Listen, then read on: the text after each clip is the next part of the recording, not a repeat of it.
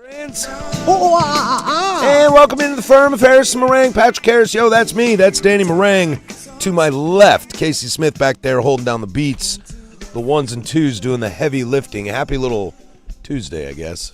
I guess it's happy. Don't you dare tell me what to do. Oh, Daniel. Yeah, had a rough evening, my friend. The old Patrick Harris kiss of death right out the gate. Yeah, dude, okay. Let's talk about the curse of death. Mm-hmm. Obviously, we will get to USA. The curse of death. Is it really that bad? How many do I have right now? Well, I've got Oregon, Indiana in the Peach Bowl. I think literally every single thing you've been like overly confident about has cratered. And not just like, it is cratered. It's like all-time bad. Yeah. So Oregon, Indiana, I think was the first one. I had Oregon, Indiana, and felt really confident about that in the Peach Bowl. Mm-hmm. Obviously, USA, Belgium yesterday. Do we have another one? There was another one. Celtics. That the Celtics would go to the finals? Yeah, you had Celtics in the finals. Did have the Celtics in the final. And you were like, oh, no, I'm really confident about them. Yeah, you're 70% of their cap space, bro. 75. 75% of their cap space. Yeah. I just got to stop rooting for things. I think that's how it goes. No, you root for them. Just don't get overly confident. So what you're telling me is to do my job less. You know me. I'm not like a hot takey guy. But when I'm confident, I'm confident. As soon as you said you were confident like that yesterday, I was like, I don't know, man. That kind of scares me. Yeah. I'm just like, Oh, no! We suck again! And the worst part is I heard the YouTube, and it's already going, and the text line, everybody yesterday, Belgium 3-1, and I was like, no bleeping way. Yeah, but see, the thing is like, I can't even reverse it, because if I try to, like, say, kiss of death in reverse, and I'm like, you know what? The Yankees are going to win the World Series. I am super confident about that. When I don't really believe that, then the Yankees will win the World Series. You follow? I can't reverse the juju. It's got to be all natural. If it's all natural confidence, I'm cooked. Yeah, see, if you're confident about it, I can't fake confidence. I just need to fade you every single time that you're that confident. Yeah. Oh, you know what the next one is? I already know what the next one is. I got Wazoo over UW in the Apple Cup. Oh, that's right. You've already said it. And we're gonna lose by 45 now. Oh God, yeah. I might have to head find somewhere. some shuckles on that. Yeah. I might have to go figure that one out because, yeah, that one I'm already like. Do you think Major League Baseball is going to get a no lockout? I am confident that they are going to have a lockout. Okay. Can I go that route? Yeah. But see, that's the gods know that I don't believe that. Yeah. Therefore, there will be a lockout. So I can't reverse it. I'm just hosed no matter what I do. Yes. This is awful, dude. Is this my last day? No. That's my purgatory punishment, is that I get to be confident continuously and always be wrong. Always be wrong. Man. I mean, that's what we should use the board for. It's just all of your like incredibly confident takes and just see if you actually do hit one. I will start writing the ones that I've lost. There you go. I had Celtics in the finals, Oregon over Indiana in the Peach Bowl. And you were confident in that one. You're like, Oregon's going to get it done. I know. And that was over. Yeah, I asked you the question, what was over quicker, the game last night or the Peach Bowl? Yeah, Peach Bowl. That thing was cooked from the jump. Yeah, the first beginning of the game yesterday, you're kind of like, oh, this doesn't look good. But yes, first pass, pick six. Oh, buddy, we in trouble. Jeremiah Smith the year before, housing it. Yes, also real quick. Like those. I mean, that Belgium goal just sucked the wind out of the game immediately. Yeah, it was probably all my fault, too. Yes, dude, I got to the place that I've been going to. We sitting at a table. I ate some food. Same spot. I went home and changed, put my USA Baseball Classic hat on. Nothing. Absolutely devastating. I was prepping dinner, and I turned it on within 10 seconds of Belgium scoring. I was like, oh, crap, I missed the first few minutes. I was like, oh, no.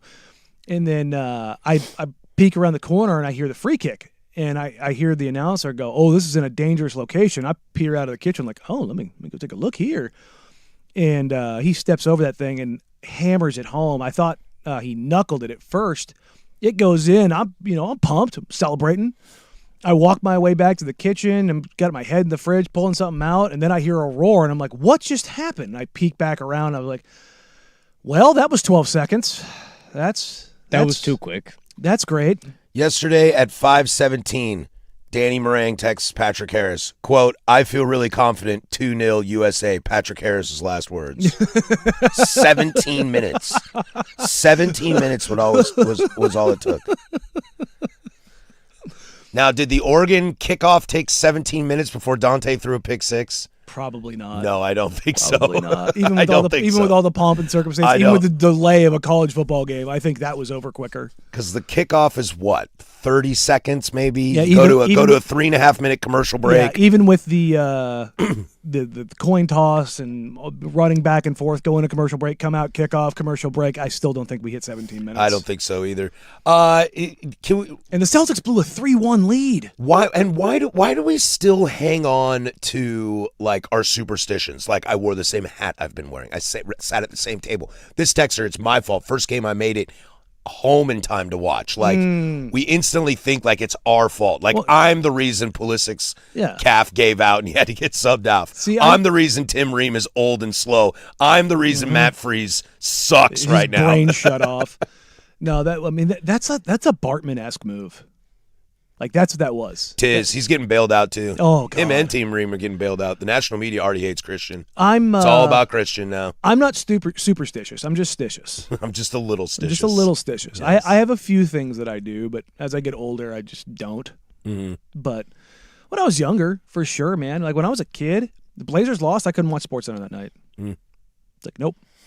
I remember Game 7 of the World Series in 2016. I was at Game 1 and 2, 1-1, one win, one loss. Got back home, and for games 3, 4, 5, 6, and 7, I went to the same bar and sat at the same table and did the same thing. Wore the same outfit every day, and we lost. Maybe it's the opposite. Maybe you should be anti-superstitious and just mix everything up. Different place, different room of your house, different clothes, different food. Never be the same. Well, there you go. Just go against all of your natural inclinations. I was hanging out with my buddy, and I said, dude, are we going to smoke a joint at halftime? And he goes, no, I didn't bring one. I was like, probably a good idea, because last time you did that, Flo Balogun got a red card, so maybe let's not do that. And no red cards, so hey, that bucked the trend. There you go. That bucked the trend. Or you could just not. Or you could just not, as Danny famously says. It's helpful. I don't know what to do, man. I think I'm just going to stop being a fan of everything. No. You still be a fan, just don't get confident. Or overly confident. That's what happens. It's when you're overly confident. Because there's a difference between hopeful and confident. Yes. And yesterday, you were starting to sniff a little bit of your own farts. There was some table tapping. You know what I blame? 10 toes down.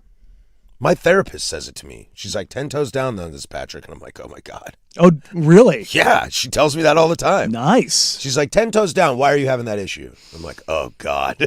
Now, I answer truthfully, and it's probably beneficial, the whole reason we're in therapy. The first time she said that, where you're like, oh, God. Yes, I know, because I explained it to her once. I think it was like something was going on. It was unrelated to us, but I referenced a 10 toes down. She was like, what's that? And so I gave the spiel. You ask the questions, we answer them unequivocally. 2 feet flat on the ground, 10 toes, no wishy-washy, no vacillating, did the whole shebang. And she was like, oh, is that good for you? And I was like, I do think it's good for me as a human to be more assertive. Because I can, you know me, I can be wishy-washy. So I'm like, this is a good thing for me. No, it's just and now your therapist ran with it, and you're like, I got to deal with it from him. Yeah. Now it's just a gateway drug. Now it's just made me incompetent. But you learn from it. When you're 10 toes down on something and you find out you're wrong, it causes you to think. It hurt. It causes you to think, man. It hurt yesterday real bad. You learn more from failure than from success. That is true. Or the opposite, what Homer Simpson used to say, is the first step to failure is trying.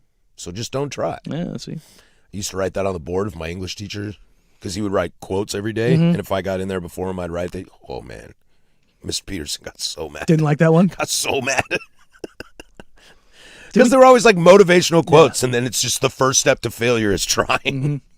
And he's just sitting there like, what? Did he know it was you? No. Oh, God, no. I would never have admitted to that. I was probably already on thin enough ice. That's the difference between you and me, is I would have done it like in front of the class. Hand raised. I did it. I did it. 10 toes down. Well, my life is ruined. There's no more to go forward. Well, I think Nothing left to do. I think you'll be okay. I guess I'll go home to my consolation prize of my wonderful wife, my beautiful children, an awesome home, my loving animals, my great friends, and my super sweet job. And no more soccer. Whatever will I do? It's terrible. Whatever will I do? See? Perspective. Well, the one nice thing, though, I don't know if everybody feels this way, whether it's basketball, football. I mean, the nice thing is when you're watching playoff caliber, tournament style, whatever it might be, that when your team is out, then you just kind of watch. You watch it for fun, then. You kind of just watch for fun, like Egypt's up 1-0 right now. It's a little spicy. It's either that or you're like, when this game's over, I'm flipping on Summer League. That's why I never understand when some people are like, my team's out, I can't watch anymore. Like, do you enjoy the sport? Like, the Rams lost in the NFC Championship, so you're not going to watch the Super Bowl? Yeah, it's like, no. What? You made it this far? Do you enjoy the sport? It's like you run the 26 miles of a marathon, and the point two, you're like, I'm good. I didn't win, so I'm out. I'm out. I'm good. I was listening to a podcast the other day. Former Green Beret had his leg blown off in Afghanistan. He was talking about, like, I finished a marathon. I finished fourth using the hand crank. And I was just like, bro, that's you know what I'm talking about? The hand crank bike? He didn't fall? Inconceivable. But it's just like, you said marathon, it made me think of that. And I was just like, how on earth do you go from being like top of the top Green Beret, lose your leg, and be like, you know what? I'm going to go do a marathon on a bike using my hands. That's the epitome of trying. Yes. I'm a peacock. You gotta let me fly. Because they like lay down, right? It's like swimming almost. Yeah. Man, that's some upper body strength. I mean, when you lose a leg, you probably gain a little bit of upper body strength moving around. I would think, yeah. He, the crazy thing about the dude is he, after he lost his leg in Afghanistan, he came back and he went to sniper school. And he was telling a story about how at sniper school, they're out in the sun and nobody else knows. Like just like a couple of instructors know that he's got the amputated limb, or not amputated, but I guess blown off limb. And his leg is carbon fiber. And he's sitting in the sun. Oh, that's not good. And it was cooking his leg. Yeah. And he was like, "Hey, is there any chance like I could get an umbrella?" Because like it wasn't like a part of the course that was, He goes, "I don't need it like for my whole body, just like something just to cover my leg because it's like 100 degrees out here." And he goes, "I know, and like we're actually doing it. I can't have that, but it's like I would like to not die today." He's like, "I'll figure it out, and like we'll get like some sort of pad in there to cool it or something." But one of the instructors didn't know, and the other instructor was like, "Dude, get him something to cover that. He doesn't have a leg." It's like, oh, like when you hear stories like that, when you, again, going the opposite of not trying, you're just like, there's a little bit of motivation in that. I think if I didn't have legs, I'd be really good at stuff with my arms. Like I'd be a world-class piano player, a sniper. You'd hope to, right? Yeah, a cyclist with my hand. Yeah, that's if I don't got legs, man, you got to do something. You got to figure it out. Yeah. Lieutenant Dan, you got new legs. You got new legs. Yeah. Oakley Dokley, we got a great show for you lined up today. It's a free consultation Tuesday. We'll get to that at 12:15, as we always do. We will touch on the United States and the future of U.S. soccer. There's some basketball to get into, some Pac-12 news to get into, but we already kind of teased it. Let's get into the United States falls to Belgium 4-1 last night, being eliminated from the 2026 World Cup. How ugly was it? 105.1 The Fan and the Fan Sports Network. The biggest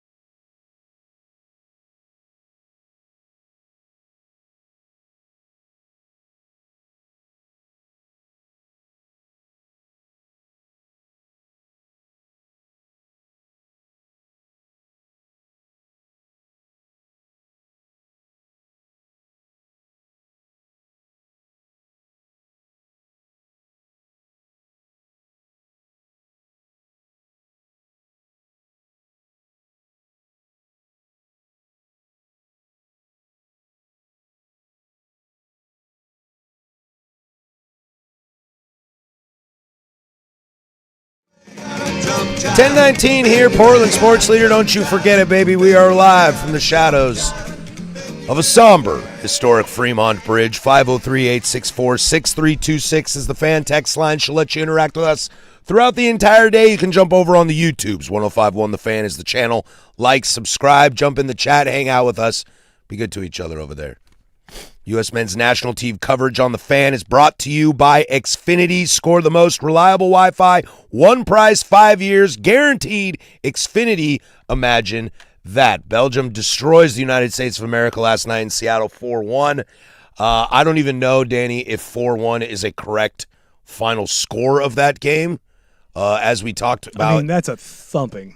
As we talked about in the opening segment, it was apparent quickly that this USA team either needed to quote Dan Lanning, or make some serious adjustments. And even when the score was 1-1, I don't know if there was any sort of adjustment I think that team could have made. Well, especially in 12 seconds. Yes, that is also the truth. I think, look, let's talk some realities here. Belgium's pissed off. Okay, they think they're getting a raw deal, so they're fired up. Okay, America comes out flatter than flat. And that can't happen. Also, I thought Belgium had a very interesting tactical approach to it. They became quicker. They became more physical. They put De Bruyne on the bench. They had Doku on the bench. They wanted size, and that worked really well. And I think the back three line of America was extremely exposed last night. Tim Ream had a really rough game. The thing we were worried about coming into the tournament, teams that were more athletic, beating them, it ended up being a team that was just bigger. That's really what it came down to. They just got pushed around. And the U.S. hasn't really been pushed around in this tournament. No, they haven't. And I was talking with Joe Fisher before the show, and we were like, every game in the round of 16 has been close. Now, Morocco beats Canada 3-0, but that was a tie game in like the 80th minute. And then things just kind of fell off quickly there. But every game has been good. This is the one that got embarrassed. And to Belgium's credit, that's the best they've played. And honestly, if you're going to play a game in a hostile environment like Seattle was against a team who you feel has pissed you off and robbed you and stacked the deck against you, then you're going to come out firing. You know, I don't blame Belgium at the end of the game dancing like Donald Trump. You know, that's what I would do.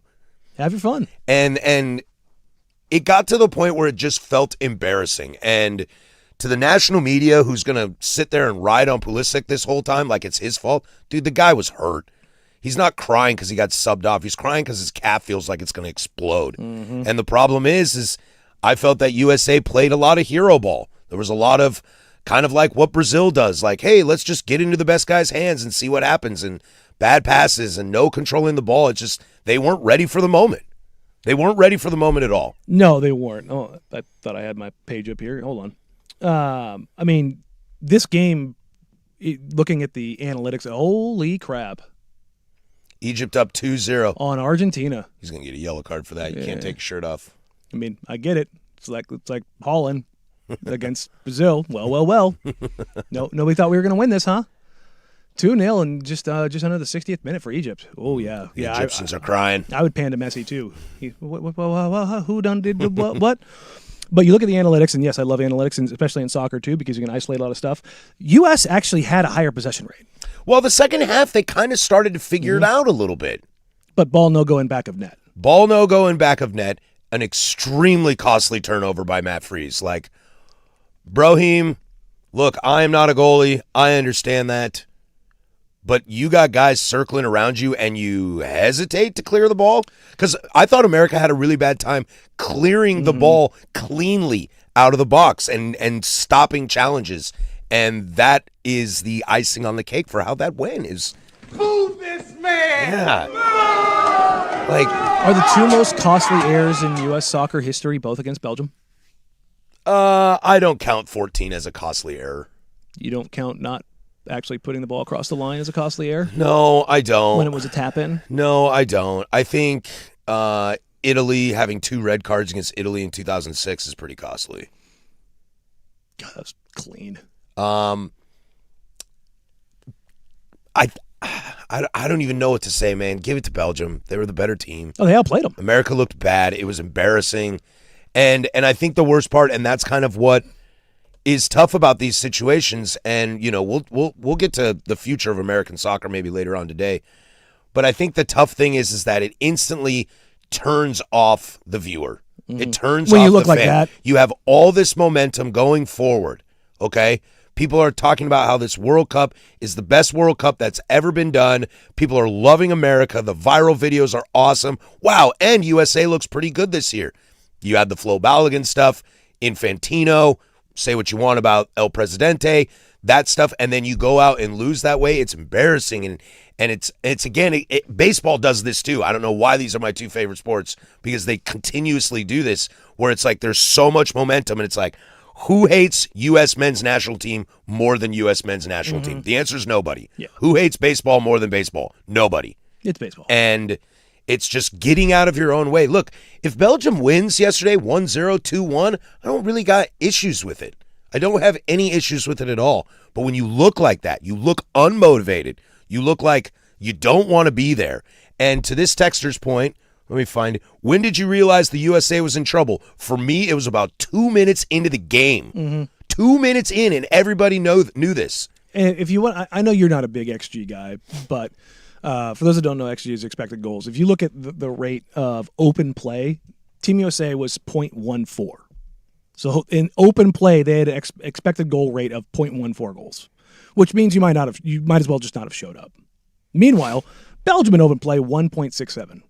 And when you factor in all things, the expected goals for on target, so shots on frame, Belgium had, what was it, 15 shots? Yeah, 15 shots. They had a 3.51. Like that's saying they created quality chances and buried them. They actually outperformed expectations, and they were crazy, crazy, crazy high. Meanwhile, U.S. was 0.22. So the fact they actually put the ball in the back of the net is crazy. I mean, they just got completely by the looks they generated and what they were able to capitalize on was next to nothing compared to Belgium. Like that's why I like looking at that. Is like you can, because you can pull all the data from however long they've been doing this. I think it's like 2009.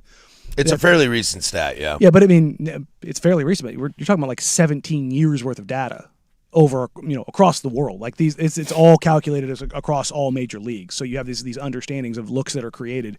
That is about as thorough a butt kicking as you will come across in this competition. We talk about plus minus, right, in basketball. I go to this website, FOTMob, FOTMOB, and they always have player ratings, 1 through 10, 0 through 10.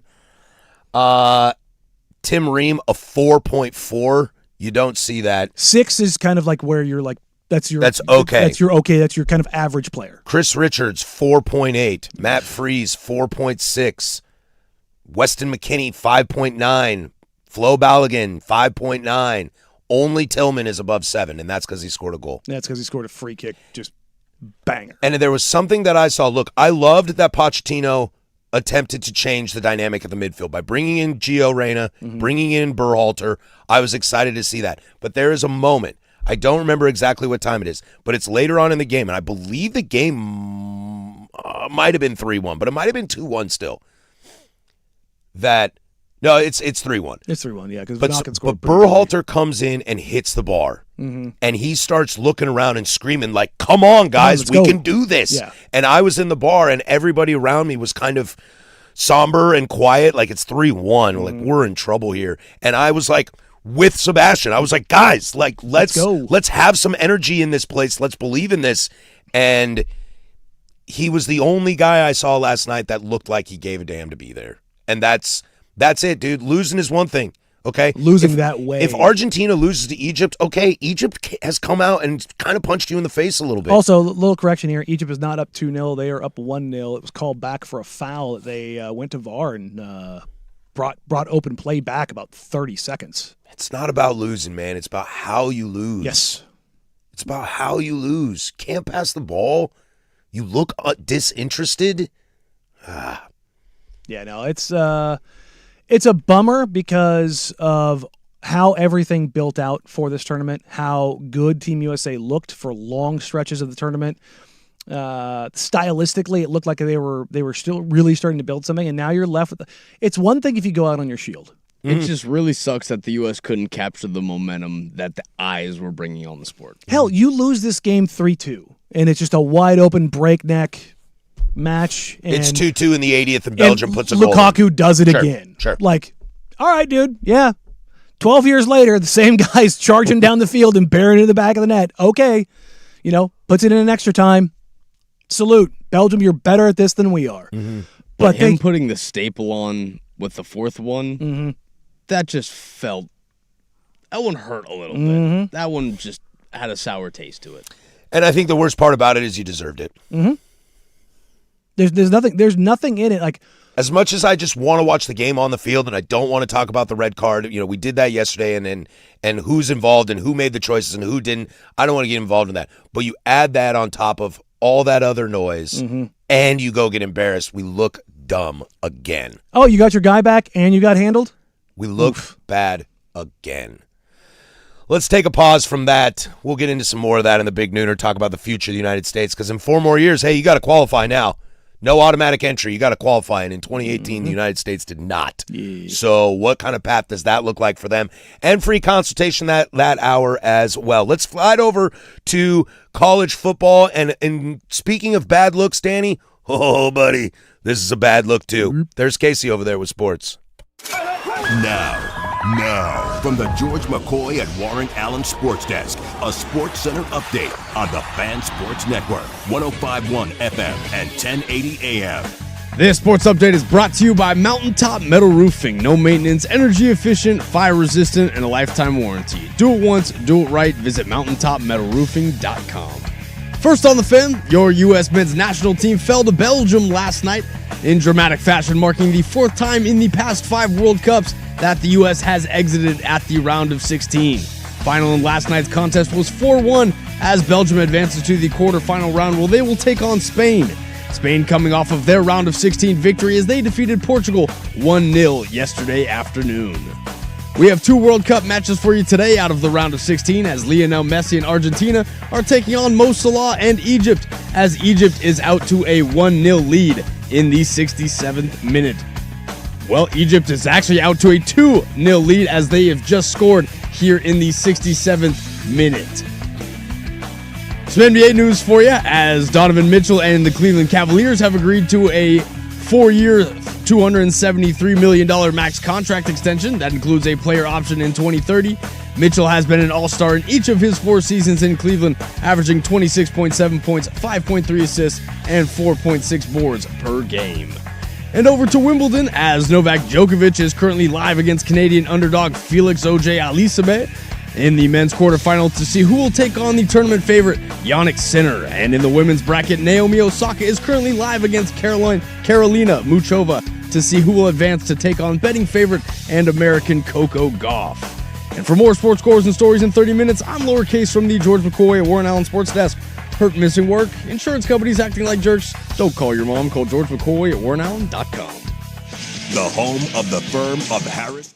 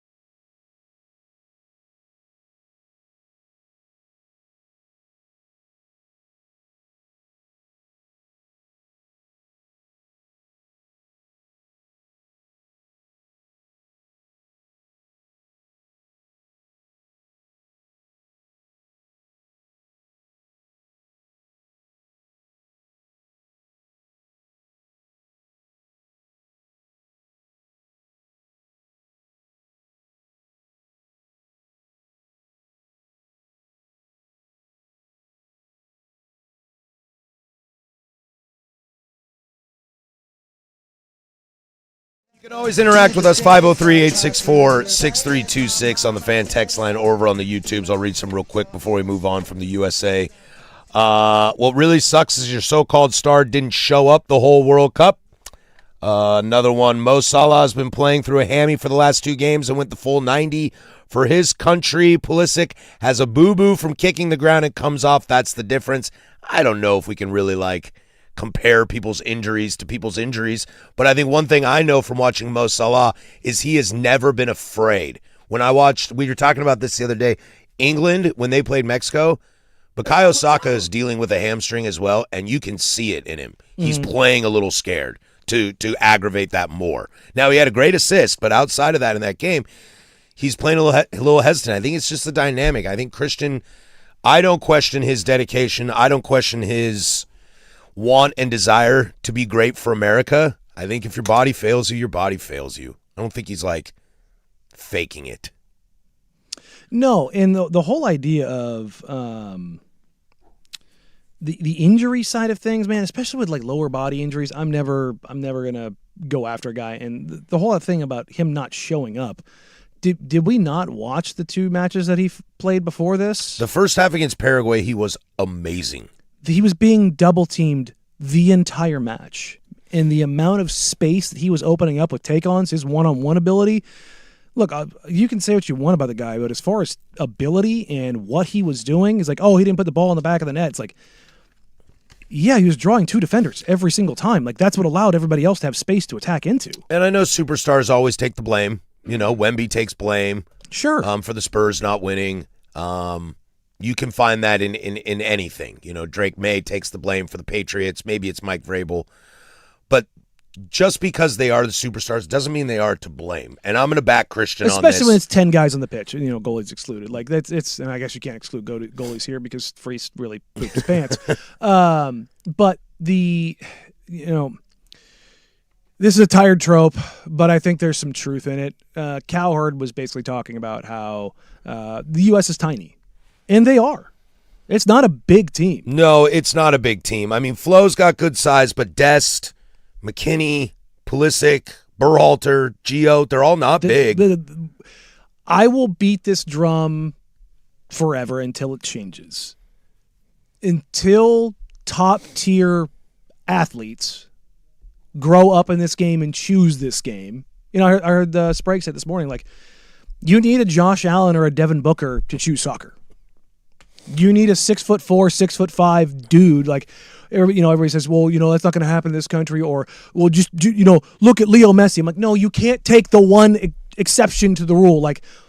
Who's the best goal scorer on the face of the planet right now? Cristiano Ronaldo. Well, his name is Erling Haaland. But Cristiano those 2 Ronaldo, guys are what? He has almost 1,000 goals, and it's because he's 6'3", 6'4". He's violent in the air, violent on his strikes. Ibrahimovic, is he a small man? No, he's giant. The all-time leading goal scorer for the World Cup coming into this. Miroslav Klose, small man? No, not a small guy. Lewandowski, small man? No. Just go down big the Polish dude. Go down the list of the greatest goal scorers in the history of the game. Messi's the exception. Yeah, Brazil Ronaldo's is one of those. Thierry Henry is not the biggest guy in the world, but he's not small either, but he also has maybe the greatest touch of all time. And he's also one of the fastest players we've ever seen play the game. There are some exceptions to the rule, to your point, but take a guy like Yaya Toure. Yeah, Yaya's 6'4". I mean, Harry Kane has got good size. Yeah, to him, right? Team USA does not have and has not had a ton of size. Harry Kane is 6'2". Yeah. You don't need to be 6'6". No. Look, do you want to go? Oh, God, who was it? Newcastle. God, he was 6'7" back in the day. You know what I'm talking about? Peter Crouch? Yes, thank you. Crouch was, all limbs. Played for a lot of teams. But he was a guy that you just had to deal with in the box all the time. You just had Andy Carroll. For West Ham. Big dude, one of the most violent headers of the ball over the last 20 years. Just a great target man. I'm not saying that they have to play with a target man, but they just need some size, man. They played with a style that I really like, the aggressiveness. But Argentina's falling apart. It's one of those things where they can't be multiple. Belgium can be multiple. Mm-hmm. When you've got a guy like Romelu Lukaku who's 6'3" and is an absolute bull and he's coming off your bench, you can pull off Kevin De Bruyne. You've got just size. Thibaut Courtois is 6'7". Like, who's the biggest keeper the U.S. has had? Might be Friedel, might be Casey Keller. But they're probably, what, 6'3", 6'4"? Casey Keller is 6'2". Again, that's what I'm saying. Like, there just has not ever been size. Tim Howard is 6'3". Again, but I think that's the standard size of a keeper. You know what I mean? Like, and again, I'm just trying to go by Friedel keepers. is 6'4". Jeez. Is he? Yeah. All the current goalies on the roster are 6'3". But again, Luzon was 6'4" too. But America's always had good goalies. That's the one thing they did have. But like, you just kind of go Except through for it. you, Matt Freeze. Oof. But like from the back out front, like they just have. I mean, Wando's probably the last guy that they had that had like not only height but some size to him. Had some guy that you weren't going to bully. You look at this team right now, and as tough as they are, as physical as they are, they didn't play a finesse game, but they didn't play a physical game either. You know what I mean? Mm-hmm. There was no identity. Yeah, Wando's 6 foot. But again, they don't, particularly in the midfield. They don't have Sebastian Gio, Serginho, they're all small. They just don't have the ability to dictate. Like you can say, well, De Bruyne, even in his prime, he wasn't a real defensive guy. No, but good luck pushing him off the ball too. I'm not going to put this on Christian. No. But I'm just saying, just in general. And I think it's a lazy narrative to put it on Christian. There we go. We got ourselves a game. We got a game. Argentina on the board in the 79th minute. Was that Lautaro? 2-1. Would have been a good sub. But you just look at it and you just go, what can they do to figure some things out? What can they do to go take a look at it and go, okay, we've got some guys. We've got an identity. We've got a manager. These things all make sense. What do we need to add to it? I don't know that answer, Danny. I think that's what sucks is I don't know that answer. And I can tell you right now, $1,000 fees for clubs in San Diego ain't the answer. I did see something that I thought was pretty interesting.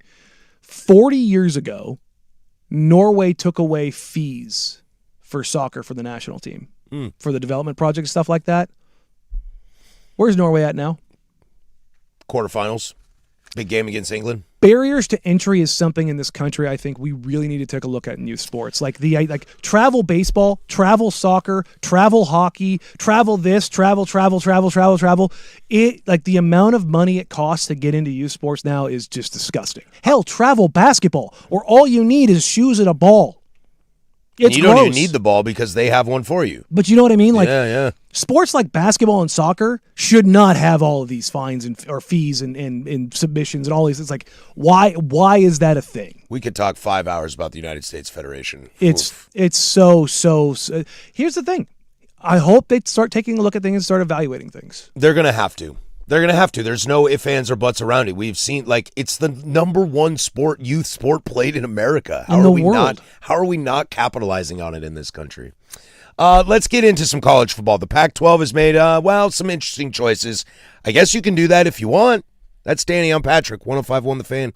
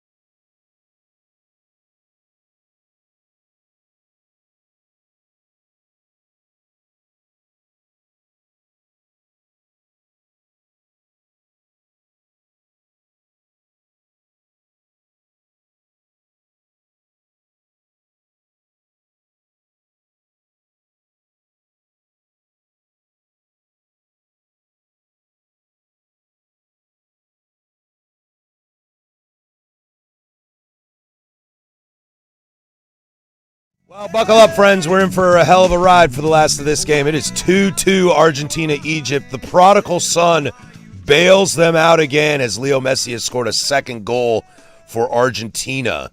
His first of the day and an assist. I would say that's a good day at the office. Leo Messi is the first player with a goal in 9 straight World Cup games. Top flight security of the world, Craig. Brother. Kid's good. We'll watch his career. All-time leading goal scorer, all-time leading assist leader in World Cup history. That's just... And he's got one of them things. Ooh, buddy. Wow. 8 on the tournament already. He's got... Juiced up. How many total goals has the U.S. scored in the World Cup? 4, 5, 6, 7, 8, 9.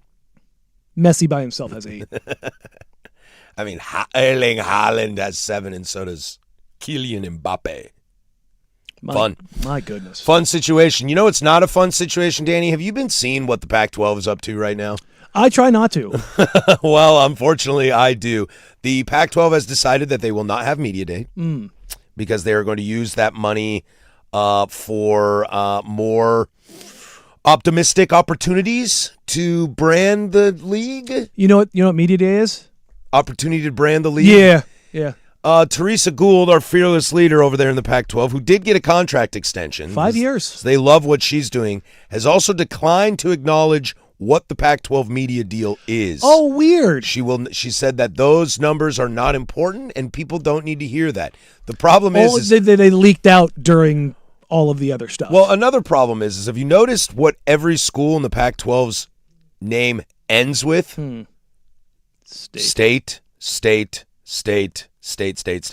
So we're going to find out through state records what that money deal actually is.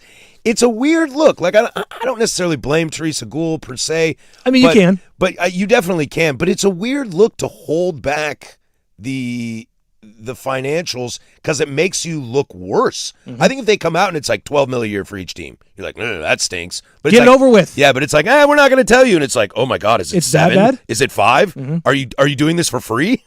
Like, are we on the corner? Are you paying for it? Is the wavy dude on the corner holding the Pac-12 sign? It's a bad look, and for a team, and we've mentioned this a lot, Danny, this is a big year for the Pac-12. This is a huge year for that conference. Oregon State's got some nice momentum going on down there. I'm pretty happy with what I'm hearing out of Pullman so far this year. There is a chance. Real quick, who's your quarterback? I don't know. 1 of 3. I don't know. I've got 3 of them. Spin that chamber. But Boise State's got a big game against Oregon to start the year. They're always highly recruiting. They're always a solid program. Pac-12 is at the doorstep of putting themselves in a college football playoff this year. I really do think they could. I don't think Oregon State's taking that jump, but I think Boise State definitely can as long as they don't get completely waxed by Oregon. You don't lose by 40. Yeah, and if heaven forbid my school loses a close game to UW, beats Arizona, and runs through the conference, we might get in. And I love that optimism. But see, it's hope. It's not Yeah, confidence. It's hope. Except for UW. Except for That's UW. weird. That's confidence. In the span of 30 seconds, you flipped from the Cougs are going to beat the crap out of Washington to loses a close game. Hey, man, new information brings new opinions. But it's an opportunity for this conference to do something really cool next year and cement themselves as a top tier G6, G5, whatever you want to call it. And it's not starting off. The optics, as we talk about on this show a lot, are not great right now. Look, I mean, they can try to spin this as much as they want. We know what it is, man. The 2+ years of war chest. 2+ years of that. Where's that money? I genuinely believe that they never had it. I think they were spending money just to stay afloat, and it was gone. It was just gone. With those two teams specifically? Yes, between Washington State and Oregon State. Now, we'll see what it is, but we know what Oregon State is paying their coaches. Again, state schools, it's public records. It's easy to find. I know what Kirby Moore is making up at Wazoo. And it ain't much. It ain't much. It ain't much. So if you had a war chest, remember Oregon State was going to go out and get the best coaches. They were going to spend, and they were going to be at the top. They weren't. Everything that has been said over and over and over again from Teresa Gould, from Oregon State, from Washington State, has not held up. It hasn't. And I think if you're a fan of that conference, alumni, if you're a me, if you're a Brandon Sprague, if you're a Casey Smith over there, I think you just hope that even though these optics look bad, like let's take the World Cup, for example. Optics going into this, oh, dude, did not look good. The dynamic pricing, Infantino, all the kind of stuff going Water around bottles, it. branding. Water bottle. Yeah, everything looked really bad. And then guess what happened? The game started. Yep. And we forget all about it. And we're hooked. And we're glued to it. Now, that's, I think, your hope if you're the Pac-12. But that's the thing is like, what is giving you that hope? Genuinely, what team outside of Boise State can really give you that hope? I don't know. I think you're hoping that it's competitive, entertaining games. Pac-12 after dark. Lean into the thing. Say the line, Bart. Like lean into it and show a fun product, and that will get you closer to where you need to be. Because there's we've got it on the dock the whole like the Pac-12 could be at the front of the group of 6, and I'm like, how? What team in the Pac-12 is on par with any of the top 5 teams in the American? Boise State. That's it. Yeah. That's it. Yeah, maybe my team on a good year, but I don't know. Look at the American right now. Let me find the American Conference. Look at how many teams are in that conference, and then you tell me how many teams legitimately, based on either history or current productivity, is on par with the top 5 in the American. Top 5 in the American are probably somewhere along the lines of South Florida, North Texas, Memphis, Tulane, Army, Navy. Why are you squinting? Maybe. What happened to Oregon State last year at Air Force?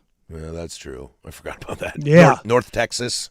North Texas is a good program. Yeah. Now, we'll see how the American plant pans out. Oh, no. Because we'll see how the American pans out because there is a lot of coaching turnover in that conference. So we'll see how that goes as Argentina has just scored a goal to go up 3-2. Is that Julian Alvarez that scored that? No, it's not. My goodness. Wow. How the turntables. It all started off that, oh no, they just panned to Egyptian fans. Oh no. Oh no! We suck again! This all started with that goal being called back, and now they were able to get one back. But also remember, Messi missed a penalty. He did. Would you rather have your heart ripped out in the first 2 minutes of a soccer game or this? 2 minutes. Have it done. Look, it's like done. It's like the Pac-12 media deal. Dude, just tell me it sucks. Dude, we just started drinking. Just tell me it sucks and let the suck take over. 5 minutes in, I was like, 4 roses, 4 roses, 4 roses. Okay, I'm going to get whiskey. Yeah, just you know what I mean? It's just I don't want to bask in it. Like I've said this about USC going to the playoff. Like I don't want them if they're going to go and get buzzsawed. I don't want to be there. Oh, I can't back you on that. I don't want to be there. If I'm going to go and get my teeth kicked in, like Oregon fans, go with God. I want no part of that. I either want to be there for it and have a chance, or not be there at all. Give me the hard cut between the two. They might call this goal off. We'll keep you updated when we come around to the other side. Let's get into some basketball talk, Danny. Brad Stevens hit the podium. He had some interesting things to say, and we'll also relate that to the Portland Trailblazers' future as well. Loaded hour number 2, 105.1 The Fan and 1080 AM.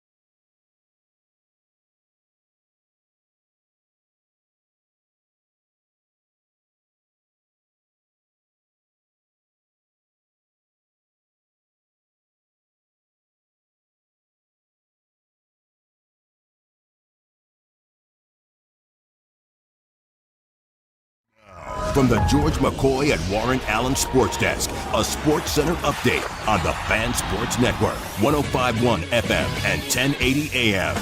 First on the Fan, your U.S. men's national team fell to Belgium last night in dramatic fashion, marking the fourth time in the past 5 World Cups that the U.S. has exited at the round of 16. Final last night's contest was 4-1 as Belgium advances to the quarterfinal round where they will take on Spain.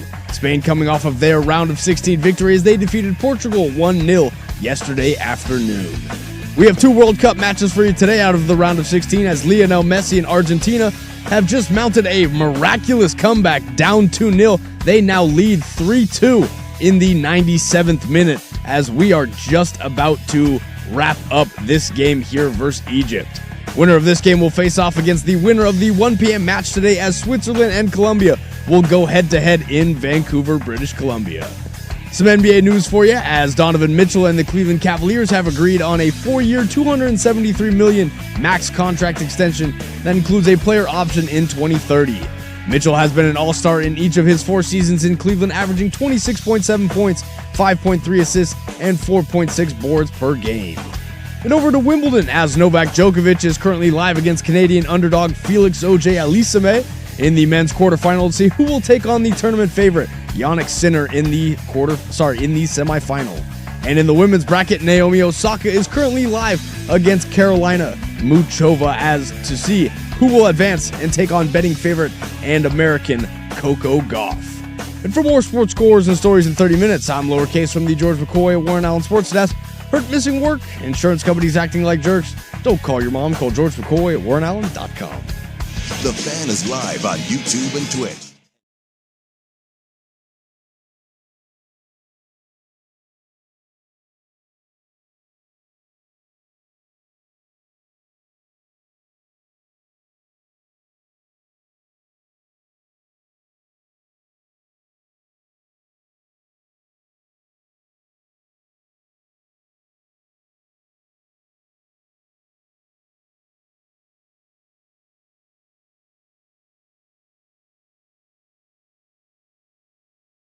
All right, hour number deuce here. If you're missing the first hour, you can download that, The Fan Podcast, 1051thefan.com. The Odyssey app, wherever you get your podcast. Casey always got ours up in about 15, 20 minutes. Give him a minute, he'll get that going for you. Grab your podcast if you missed Dirt and Sprague this morning. Whole fan band back together. Check that out wherever you get your podcasts. Rewind, fast forward. Except for in the future, for that would be impossible. Yellow cards aplenty at the end of this game. They're in the 100th minute.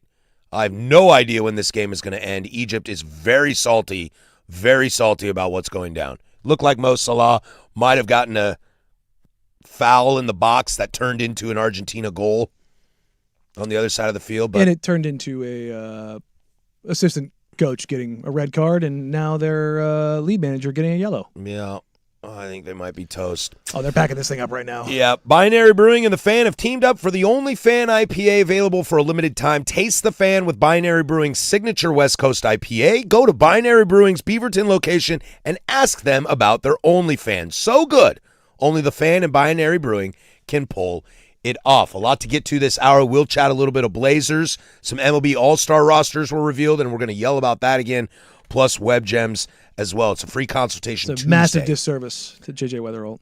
It's a massive disservice to Nick Kurtz, but thank goodness Vladdy did the right thing. There you go. So we'll get to that. But we start in the association. Brad Stevens finally hit the podium yesterday to talk about the situation revolving around Jaylen Brown. And Danny, I hate to say it. You know I hate to say it. You're right, amigo. He is not speaking on behalf of himself. No. Those were not his decisions to make. No. That came from the tippy top. Dollar bills, y'all. Where should we start here? This is Brad Stevens talking about 70% of the cap in 2 players. The unbelievable way we've played in the regular season in the last couple years.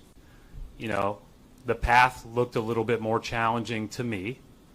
I might be wrong. I'm not going to stand up here and be defensive about that. But the path looked a little bit more challenging with 70% of our cap and such a high percent of our usage tied into 2 players. And the reality in this era and in this day and age of the NBA, and you could see it obviously with the last couple of champions and some of the teams that were at the very top of the league, when it was all said and done at the end of this year, is that, you know, you have to do a great job and you have to have the optionality to do a great job of building out depth that can hopefully replace the irreplaceable individual. And I think a lot of that makes sense. And before we get into it, there was the follow-up question asking, well, you have Paul George on the roster, so you're still at 70%. I'll play that clip for you here, too. I know there are salary matching rules, but you talk about how you can't have 70% of the salary cap tied up into these two players. Still do. You still do. That's right. So Good follow-up. what's next after this? I think the biggest thing is that it's that plus the picks, plus the optionality moving forward. Paul's contract is shorter.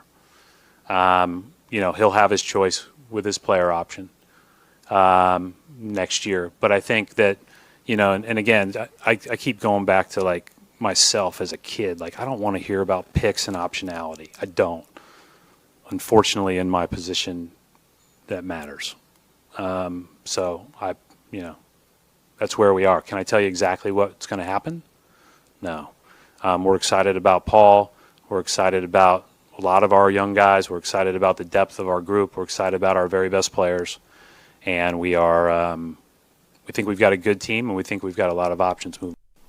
I like him a lot for this. Mm-hmm. First off, you can tell he's still a basketball guy. Yes. He's like, picks, dude. I'm trying to coach basketball here. So you can tell he's still got that coach mentality into him. Well, because he was a very successful coach, and he Very. knows picks don't play basketball. Exactly. So, but he also acknowledges, like, it's also my job to look ahead and keep those things together. I thought he handled this press conference really well. It's a tricky subject. It is and it isn't. Number one, credit to that's John Corrales asking the question. John's a great reporter, and he's got a great relationship with those guys, so he can ask Brad that question. And shout out to the Celtics PR team, who very, very, very, very clearly prepped Brad for those questions. And it wasn't like, you know, it doesn't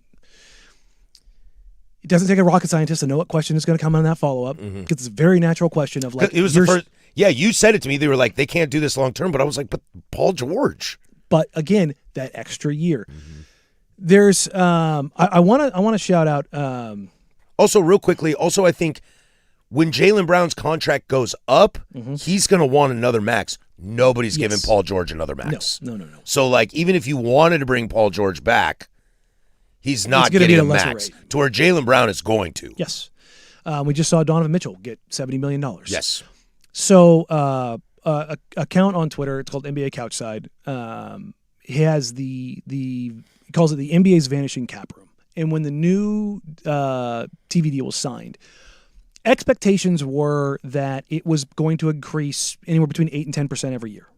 Well, it has not done that. And going into next year, it's projected $6 million less than it was. The year after that, in 27-28, it's projected right now $15 million less. The year after that, $25 million less. And in 29-30, $35 million less than expectations. Now, it's still going up.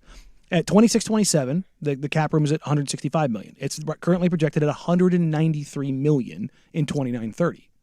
That's still almost a $30 million increase. That's not anything to sneeze at. But that chart was basically going straight up. It has started to taper down a little bit. And if you complement that with the new CBA in the second apron, and windows, and again, use a word here that Brad Stevens uses, and I use it too, optionality, the idea of I'm trying to think of the correct or right word to use here, that flexibility allows you to do more. And that whole 70% number was like, well, Jaylen Brown's good. He's good in a vacuum of doing X, Y, and Z. And that is, he is good when he has his usage rate damn near maxed out. He's not as efficient as basically, this is going to sound very anti-Jaylen Brown. It's not to say he's not a very good player. It's that he's a very good player with much poorer efficiencies than everybody else paid like him. Is there any duo in the NBA that are worth 70% of your cap? Right now, no, because there's not really anybody else there. there's just not flexibility. You know, like look at Giannis and Bam. Look at some tandems around. Okay, Giannis, Bam. Again, I don't think Jokic, Jamal Murray. Yeah. Luka, Reeves. I'm just like throwing pairs. Dylan Harper, Victor Wembanyama, Karl Anthony Towns, Jalen Brunson.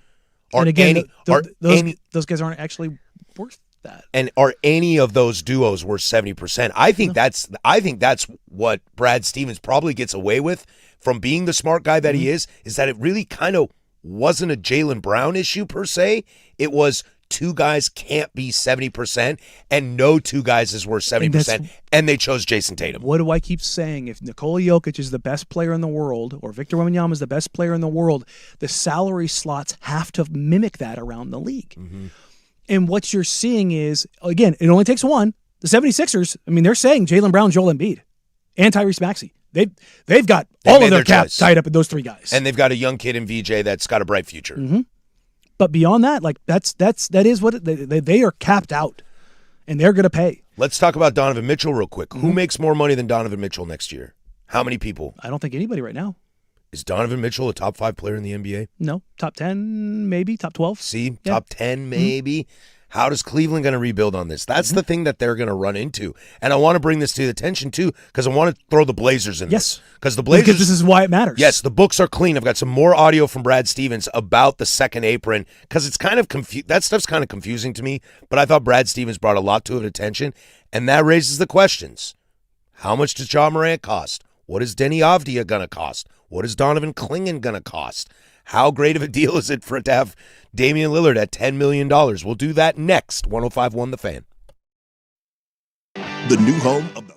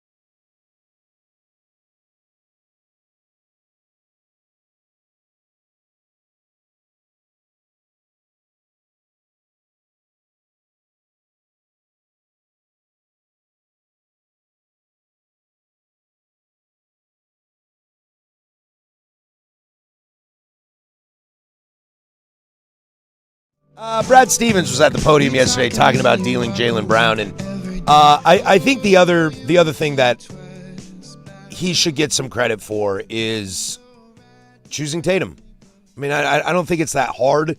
I think that's kind of the obvious choice. The question of the Achilles is the only real question. But if you're talking about who's better and who impacts winning more, who's more marketable, depends on what you want to market. I mean, Jason Tatum's on like AT&T commercials. I know, but he's boring. Oh, he's super boring. But that's not always a bad thing. It's not a bad thing. Some people find that more relatable. Mm-hmm. Where'd Jason Tatum go to school? Duke. That's kind of their method. And to the texter who texted in, and Boston made those dudes 70% of their salary. It's not like somebody forced them to make them 70% of their salary. Brad Stevens did that. You created that. Under an old CBA? Yeah, under an old CBA. And that's the clip I wanted to play for you, him talking about the old CBA and the second apron and going into that realm. But it is an interesting time. The new CBA coincided, 7 years after the Supermaxes were instituted.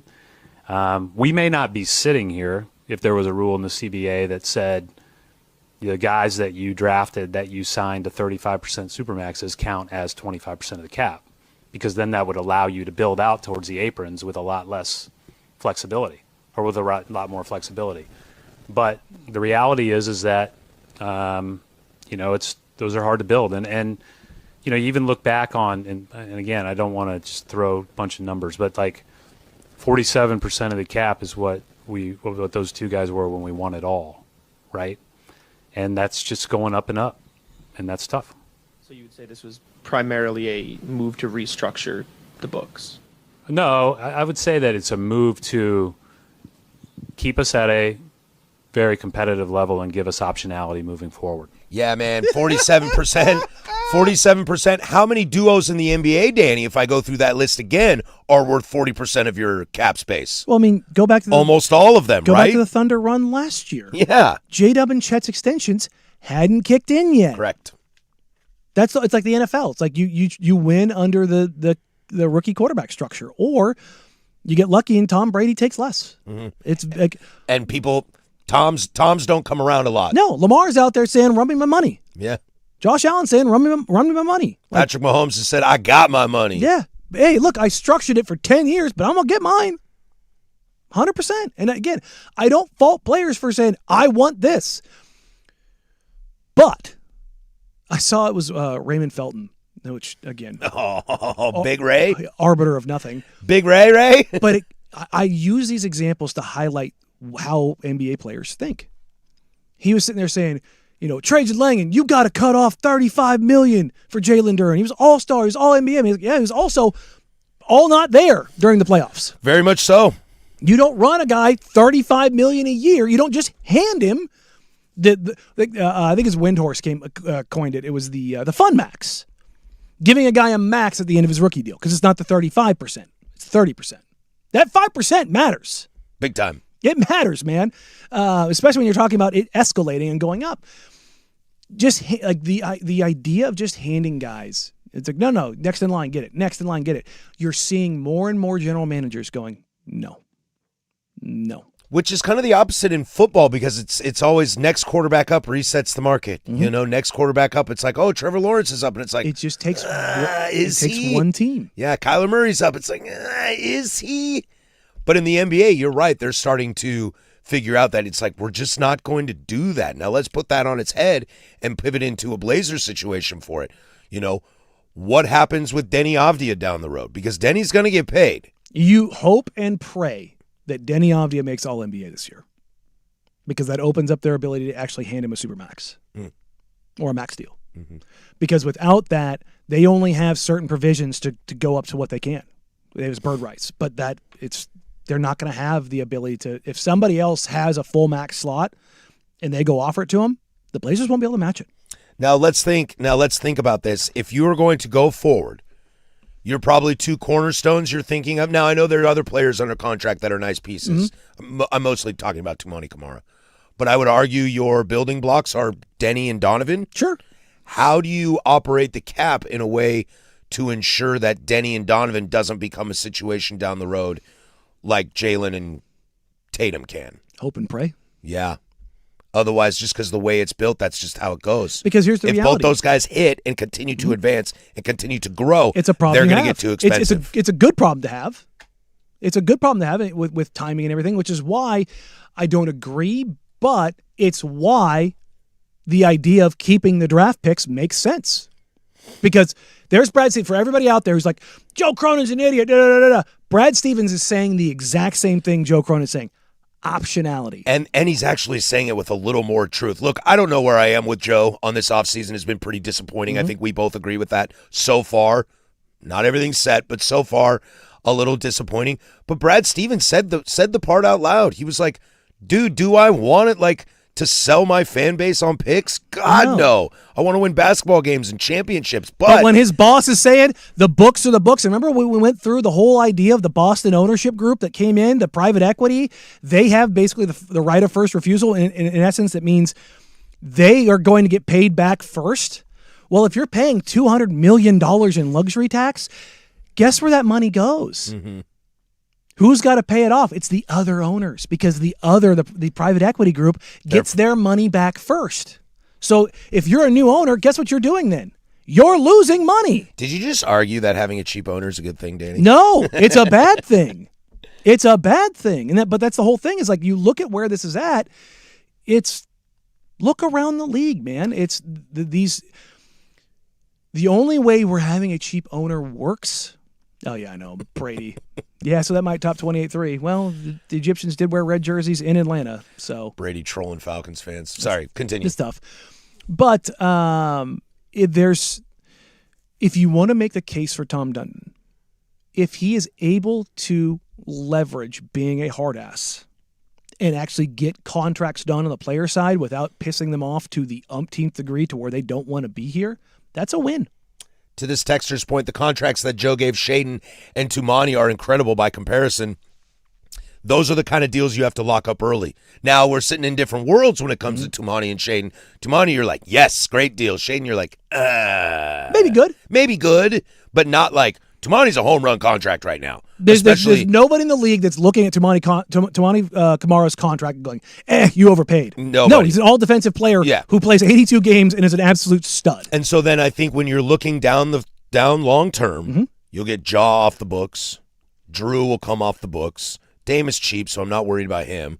And to all you out there, Jeremy Grant's gone, so that contract you all hate is gone. That does put them in a financial situation to be able to keep Tumani Kamara. There's optionality. There's optionality. That's the word Stevens just said, is that gives you the optionality of keeping Donovan and keeping Denny, paying them what they're worth, and having a foundational team. Remember, during the Shaden Sharp contract stuff, it was 120. Yeah, then it was 110. Remember what I said? I'm like, I'm not paying more than 100 for Shaden. And it was 90. It was even less than that. I was like, if you're going above 100, make him go get an offer sheet. And guess what? There didn't get it done because his agent went, scan the market here. If we go to restricted free agency next year, I don't know if we're going to get that because I'm looking at cap space and I don't know who's going to do that. So 90's good. We'll take 90. We'll take it. Flip side, Walker Kessler, his agency, his team knew the Lakers were desperate. When you're talking about optionality, if you're 7'2", you have a skill set that is very finite in the NBA. There's not a lot of them. And what did the Lakers really lack last year? DA was a liability. DeAndre Ayton was a liability. Go get a rim-running, paint-protecting big who's young, and you're willing to pay. Oh, again, this is why everybody's like, well, Walker Kessler got this. Why shouldn't Jalen Duren get this? Well, because the difference is the Lakers valued Walker Kessler more than they did Jalen Duren. Mm-hmm. If you ever want to find out what teams really think about you, go to free agency. I feel like I've heard this before. If you want to find out what opponents think of you, see how they guard you in the playoffs. But then you get into tricky situations, and again, to use the Blazers as the comparison here, what if Donovan doesn't really click? What if Denny regresses? Then you're back to zero. But that's kind of the risk you take in the NBA. Look, do you think Boston, if they had it their way, could go back and not give Jaylen Brown that deal? I think they would. Yeah, but at that point in time. But at that time, they had to, and I think He was the last version of the next guy up. Maybe the stats, the number crunchers weren't fully out on Jaylen Brown yet. And new information gives new opinions. That hasn't really changed much. His efficiency, so you can go by, and this isn't to be like belittle Jaylen Brown. He's a really good player. But again, using the Jokic description, if you're the best at what you do, Jokic is one of the 3 best rebounders in the league. He's arguably the best passer in the league, the best creator in the league. It's between, for me, him and Luka. And puts 30 points a game. He's also an incredibly efficient scorer. He was dog water defensively this last year, but in the past, he's been passable and to sometimes good, right? But if you're going down all the analytics, all the metrics, Jaylen Brown, as good as a scorer as he is, his conversion rate, his efficiencies are not there. If you're talking about him as a playmaker, his passes per 100 possession, his shots created for teammates per 100 possession, his shots at the rim, which is like one of the best values you can have as a creator. If you were creating shots for your teammates at the rim, highest percentage shots, is incredibly low. Like, well, he had 6 assists a game. It's like, not all assists are created equal. What is the volume? Like, how easy are you? Like, this is why a guy like Luka or Jokic is so valuable. The assists they create are high value assists. Corner threes and shots at the rim. When you create those and it doesn't matter who's on the floor. Jaylen Brown is much more context dependent. This is not to say that Jaylen Brown isn't good, but this is the main reason why whenever he's like, Jaylen Brown's perfect for them. I said it from the jump, off air to you, weeks leading up into it, before it started gaining a ton of traction, of like, what does he do that the Blazers really need? It's like, well, he's good. I'm like, the whole idea of just throwing good together and it not fitting, it doesn't work. Hey, Jaylen Brown's really good, or Jalen Brunson's really good. That would be a disaster on this team. I said I brought it up on Twitter. I want to say it sometime last week. I was like, Rudy Gobert is an unbelievable defender. He is a better version of Donovan Clingan right now as a paint protector, rebounder, rim runner. Adding him to this team would not make this team better. Mm-hmm. That's why Ja doesn't make sense, because we're like, we don't get it. Yes. I don't get it. Depreciated asset is what you've been screaming from the rooftops. It's the only way that it makes sense to me is that you bought super low on a guy that might figure it out. But here's what you've done. You've limited optionality. Mm-hmm. That's where I look at that and I go, so are you going to try to ask Dame to come off the bench? Are you going to ask Ja to come off the bench? Are you going to ask Drew to come off the bench? Somebody's got to. Scooter Shea, I mean, that's fine. You've already done that. Not only that, you've already done it. But beyond that, what is this year for? Are you trying to figure out, is Ja, air quotes here, redeemable? Is he like, are you just going to are you going to piss off Dame so much that he's going to ask to be traded again? Is that the path you're going to go down? Because you cannot convince me unless something changes drastically that a Ja Dame backcourt can work. Let's stick with this. I like where this is going. The Ja Dame backcourt, we do have an answer on press availability for Ja Morant. We'll get into that as well. And optionality for the Blazers, as the Brad Stevens term was being used. And one more question I will ask about Jaylen Brown and the Sixers as well. But that's Casey Smith over there. We'll toss it to him with sports. Now, from the George McCoy at Warren Allen Sports Desk, a Sports Center update on the Fan Sports Network, 105.1 FM and 1080 AM. First on the Fan, your U.S. men's national team fell to Belgium last night in dramatic fashion, marking the 4th time in the past 5 World Cups that the U.S. has exited at the round of 16. Final in last night's contest was 4-1 as Belgium advances to the quarterfinal round where they will take on Spain. Spain coming off of their round of 16 victory as they defeated Portugal 1-0 yesterday afternoon.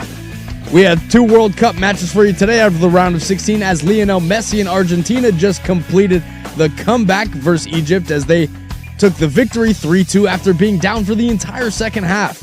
Argentina will now face off against the winner of the 1 p.m. match today as Switzerland and Colombia will go head-to-head in Vancouver. Some NBA news for you as Donovan Mitchell and the Cleveland Cavaliers have agreed on a 4-year, $273 million max contract extension. That includes a player option in 2030. Mitchell has been an all-star in each of his 4 seasons in Cleveland, averaging 26.7 points, 5.3 assists, and 4.6 boards per game. And over to Wimbledon as Novak Djokovic is currently live against Canadian underdog Felix Auger-Aliassime And the men's quarterfinal to see who will take on the tournament favorite and defending champion Yannick Sinner. And in the women's bracket, Naomi Osaka fell to Karolina Muchova in 2 sets as Muchova will advance to take on Coco Gauff in the women's Wimbledon semifinal, as that match will be on Thursday.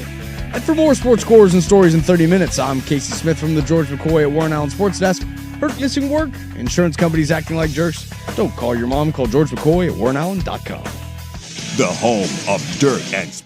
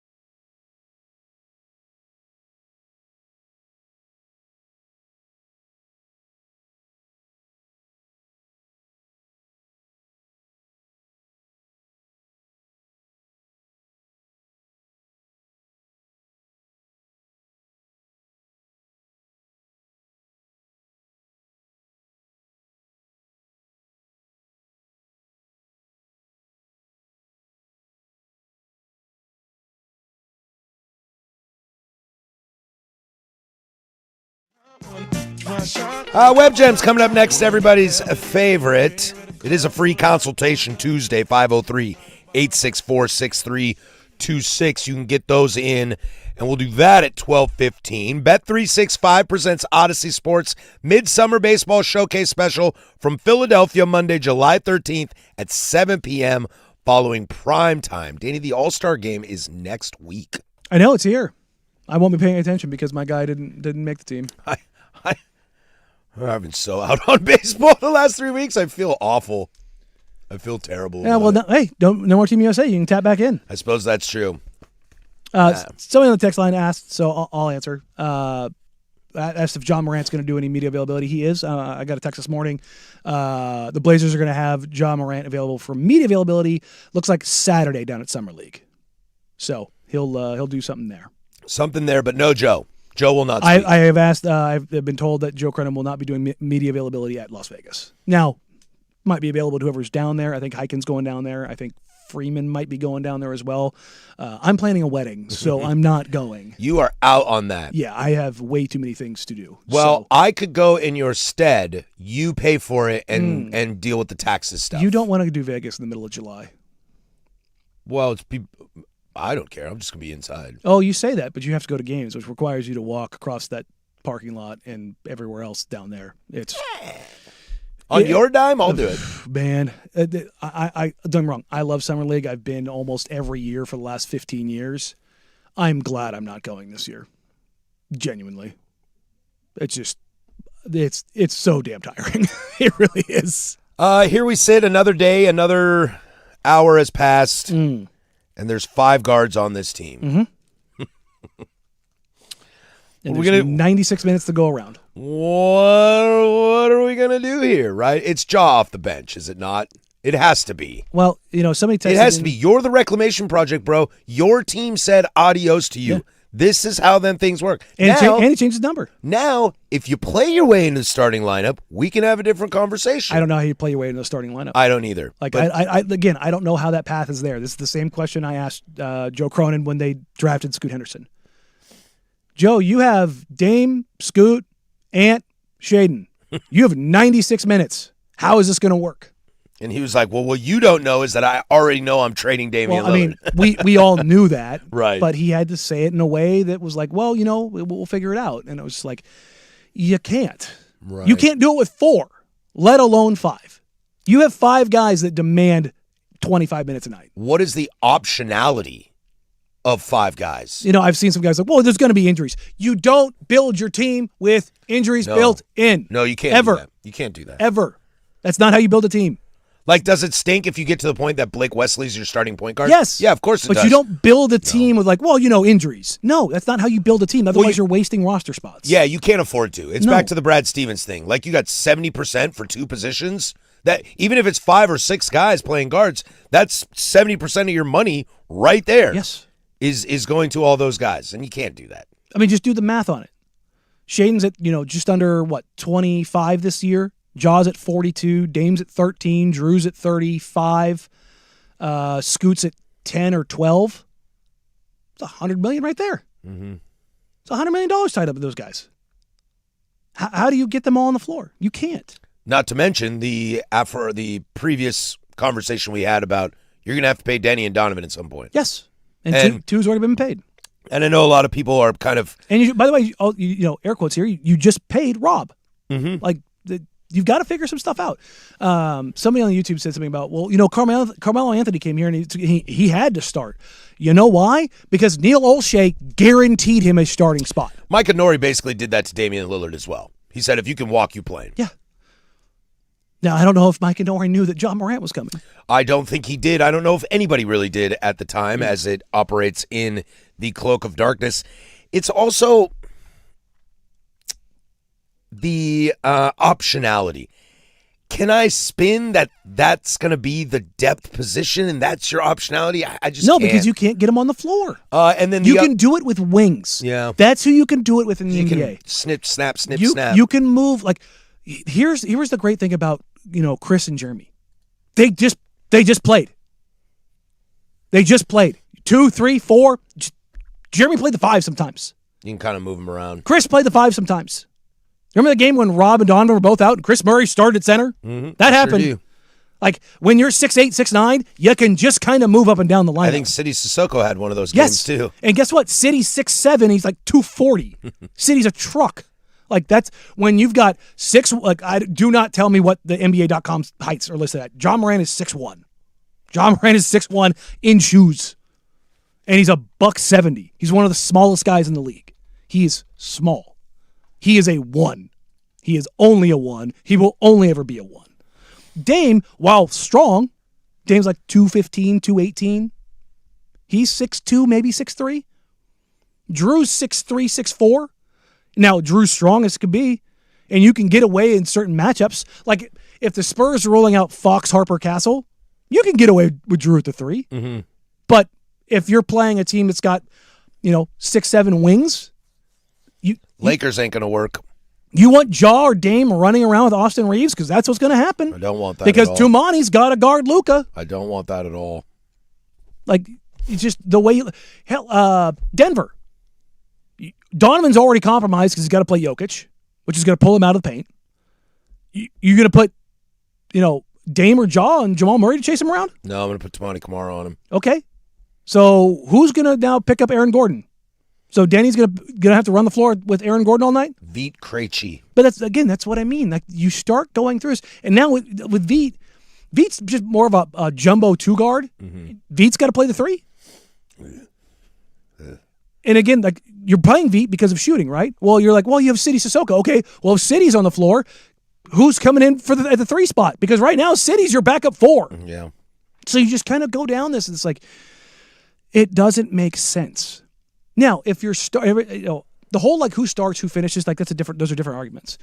But if you're talking about who gets the lion's share of minutes, if you're telling me that Dame, Drew, Denny, Donovan are all 30-minute-a-night guys, okay, I can go with that. That leaves, if you're talking about 48 minutes at the 1 and 2, that gives you 36 minutes to play with. Mm-hmm. If again. Drew's probably not going to be 30. He's probably closer to 25 to 28. So let's say there's 40 minutes to play with total between the 1 and the 2. Ja takes up 25 of those. That leaves 15 minutes between Scoot and Shea at the 1 and 2. Otherwise, you're bumping Shea up to the 3. That ain't going to work. And by the way, Tumani Kamara, who's playing a version of the 3, how many minutes a night does 2 play? 40. He's a 36-minute-a-night guy. And people are like, well, you want to bring his load down defensively. Do you? Do you want to bring a lesser defender to play less? No, you don't. Now, one real quick thing, and we'll get out of here. The idea, kind of relating back to this Brad Stevens situation in Boston, the idea that Denny or Donovan wouldn't re-sign here. Well, with Donovan, he's a restricted free agent when it eventually comes out. And that's not for 2 more years. And I imagine the Blazers would definitely be interested in matching whatever somebody gives them. Unless it got super crazy. In which case, maybe you do a sign and trade like the Jazz did. Which is what Jalen Duren's going through right now. Which, for all the talk about that happening. Still hasn't. Offer sheet hasn't been signed yet. Right. Just as a, point of, and again, I like Jalen, but he has his limitations. You know what Jalen Duren isn't? 7'3". Correct. Because if Jalen Duren is everything that he is right now, but he's also 7'3", you start talking yourself into some stuff real quick. I might be opening up a can of worms, but that might be why those Bucks picks are still hanging around, because in the case that Denny Avdia doesn't re-sign, then them picks are going to be really important. Yeah. Optionality. Yeah. Chances Denny doesn't re-sign? I think, if he makes All-NBA, I think it's pretty strong. Pretty strong, because the Blazers love him. So we're all big Denny Avdia fans right now. You want Denny Avdia to make All-NBA. Otherwise, it gets real weird real quick. All right. There's your Blazer update. Web Gems is next. Everybody's favorite, 105.1 The Fan. The Fan.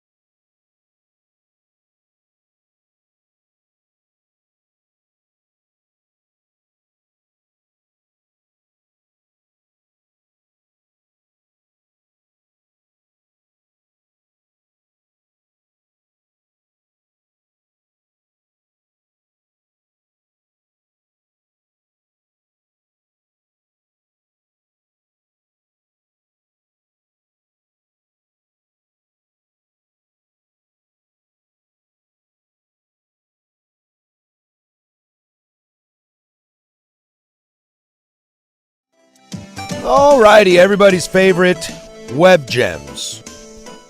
Do it every single day at 11:45. Coming up on the Big Nooner, it's a free consultation Tuesday. Get those in, 503-864-6326. Anything you need help with, your love life, your Team USA life, your sports life, your work life, we're here to help you.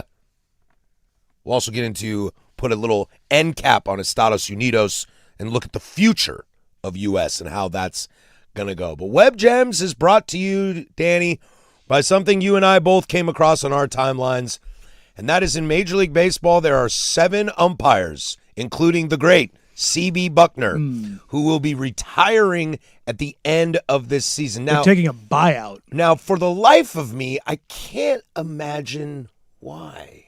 Oh, that's because they're getting their butts kicked by an ABS system. I think they're gonna. I think they see the writing on the wall. Now, it got me kind of thinking in a positive way too, and it's kind of how you see this really in any job force. Okay? Oh, you mean some accountability behind some things? No, I meant in the sense that like people that are like kids that are like my kids' age. Okay, I've got 9, 11, and 13. When they get into like the advertising world, say one of them decides to go into advertising. They get a degree and they go to a nice school and they get a good job. That is going to be completely different than what it is now. And you look at us old heads, using C.B. Buckner as a relatable target in this, we're looking at it like, oh, God, AI is terrible. I don't want anything to do with that. I hate targeted advertising, all this kind of stuff. But if you grow up with it, I'm cautiously optimistic that the new wave of umpires who grow up in an ABS world when we're old men on our porch are going to be great refs, great umpires, because that whole part of the game they will never have known about because they will have never done it. And I think that's part of the problem. Weird tangent, but relatable here. We were at the rodeo, and one of the things they do is they really highlight, the American spirit, the farmer, the rancher, and all those kind of things. And I was starting thinking about USA. this is kind of a crazy tilt here, but like if the world ended and you had to homestead, do you know how to work a field? Nope, sure don't. Do you know how to repair things around the house? No, I mean like really repair things. No, I got YouTube. No, you don't. I know, not anymore. Now the world's gone. But I'm in big trouble. But I think you have to have the skills where things originate from to truly be good at it, to truly understand it, to truly like. I'm not saying like to be a great writer that you need to write with a feather pen and on papyrus, but you have to understand it. Like to be a great writer today, you're not creating new things with AI. You're only using what already exists. You have to understand the tools. You have to understand the phonetics. You have to understand adjectives, verbs, nouns. I mean, Casey, you write songs and you still write with pen and paper, right? You have to understand those things to truly create. And I think in baseball, it's a lot like the pushback against analytics. Tito, Francona, he is a manager. Yes. Does he lean on analytics? Sure. But does he lean on analytics or does he lean on his gut? Well, always his gut. Although his gut's rotting from all the chew. But yes. But the best managers in baseball, they take part and parcel from it, but they don't use that as the basis for what they are. Yeah, I would argue Kevin Cash is really good at that. Aaron Boone is really bad at that. I think the Yankee front office uses way too much analytics. Well, but let me ask this question then.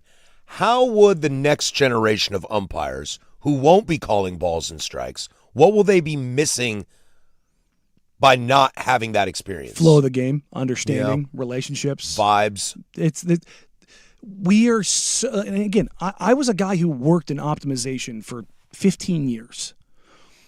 And there were times when I was like, I worked for smaller companies, for big companies, everywhere in between. And I would come in and I would spend time in every single department. And that was to understand the why of what they did. I'd usually spend a month or so, 30 to 60 days in every department, whether it's sales, whether it's logistics, whether it's manufacturing, whatever departments they had in this particular company. Why do you do what you do?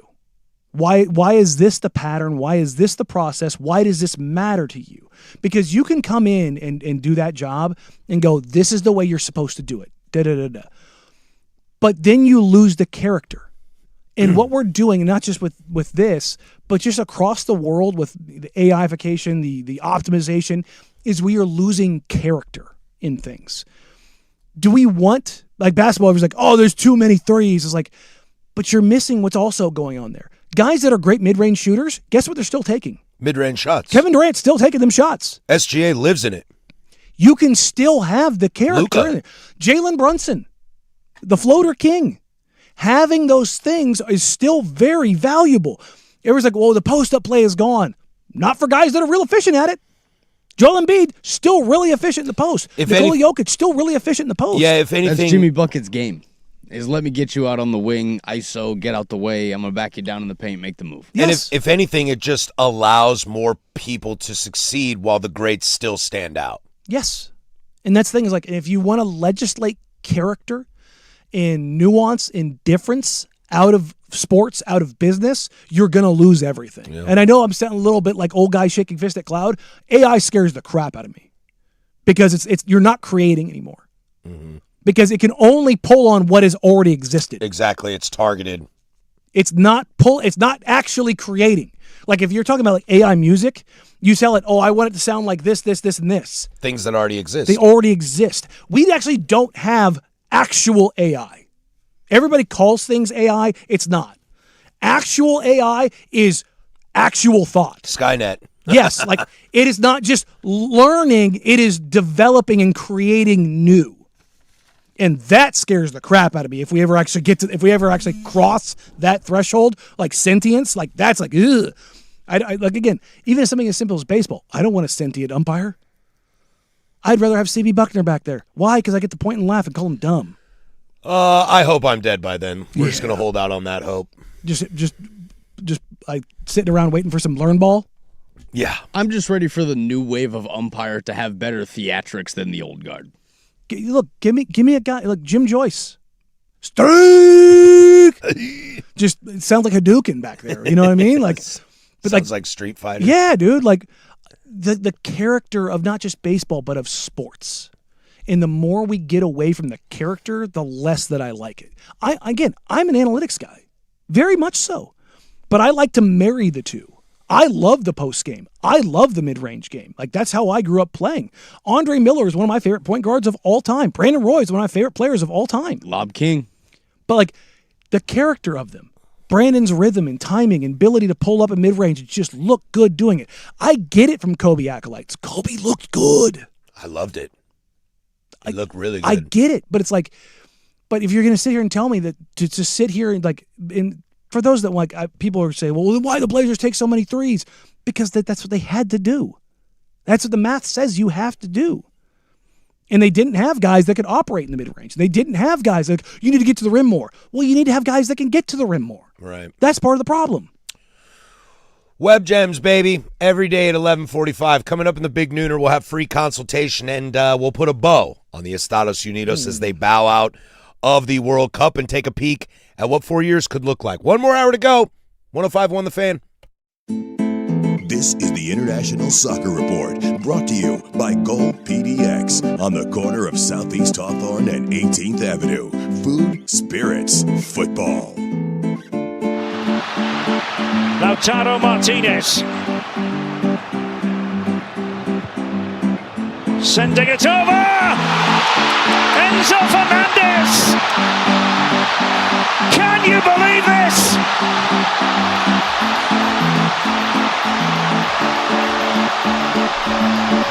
That's the Scotsman Derek Ray on Fox Sports as Enzo Fernandez completes the epic comeback and Argentina fights off death again to advance to a quarterfinal showdown. The International Soccer Report brought to you by Gold PDX. Check out Gold PDX for all your big tourney matches this summer. GOL PDX will be out there on July 15th. Food, spirits, football. Sponsored by BetMGM. Own your moment. Make it legendary. Please gamble responsibly.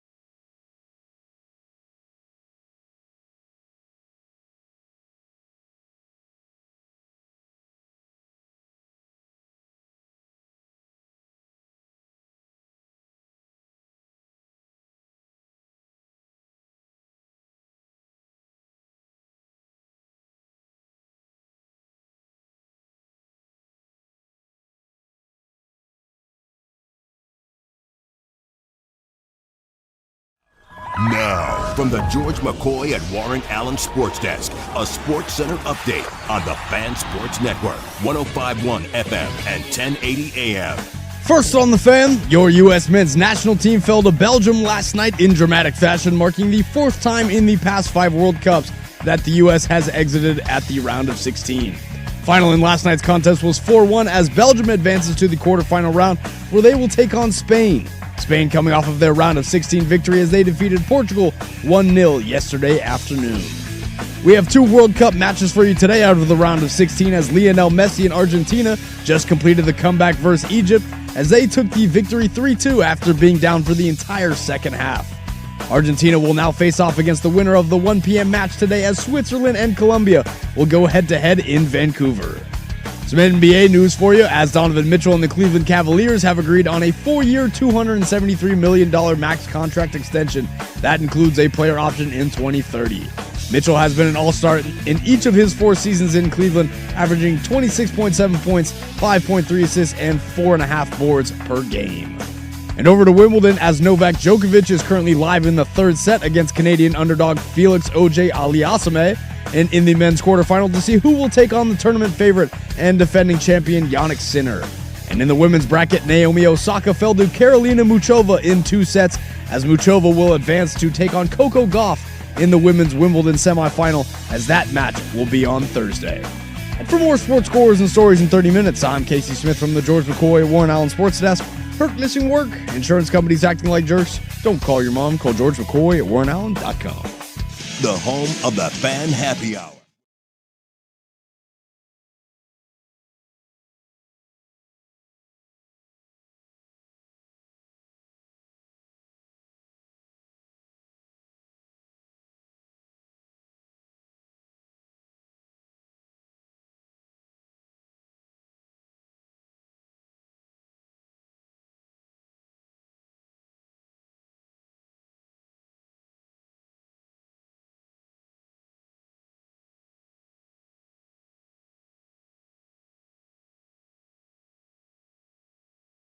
All right, 2 down, 1 to go here. We are in the Big Nooner here on the firm of Harris and Marang. We do this bad boy every single day from 10 a.m. to 1 p.m. Thanks. We thank you as well for being a part of our day. After us, it is the bonus happy hour with Luke Anderson from 1 to 3, and then it's prime time from 3 to 7, finishing up 13 hours of live, local, continuous regional sports talk radio programming. Note, Timbers Fan will return, make its triumphant return next Tuesday with myself and Jake Zivin as we get ready to pick back up the MLS season as Portland Timbers will take on Seattle not too far. I believe that game's next Thursday, if my memory serves me correct. And the Timbers still don't have a head coach, so be a lot to talk about on that show. And for those of you out there curious, no, the Timbers will most likely not be getting Mauricio Pochettino. Oh. Was that being asked? If the choices between AC Milan and the Portland Timbers, I'm gonna go with AC Milan. You don't think they can get the bag right? I don't think they can get the bag right. It would probably cost more to hire Poch than they've ever spent on a designated player. Most likely. I didn't think it's the most likely. I think what's the most they've spent on a DP? I don't know that answer. It's like 2. I don't know. I feel like they haven't ever had the opportunity to spend a crap ton. Maybe I'm wrong. It's not a shot at them. It's just you have to have a De Bruyne, Messi type that wants to go to your team. Beckham. I've got let's see, Leo Messi, 28. We don't count him. Son Heung-min, 11.2. Mm-hmm. Rodrigo De Paul, 9.7. Good for him. Almiron, 7.9. Yeah. So.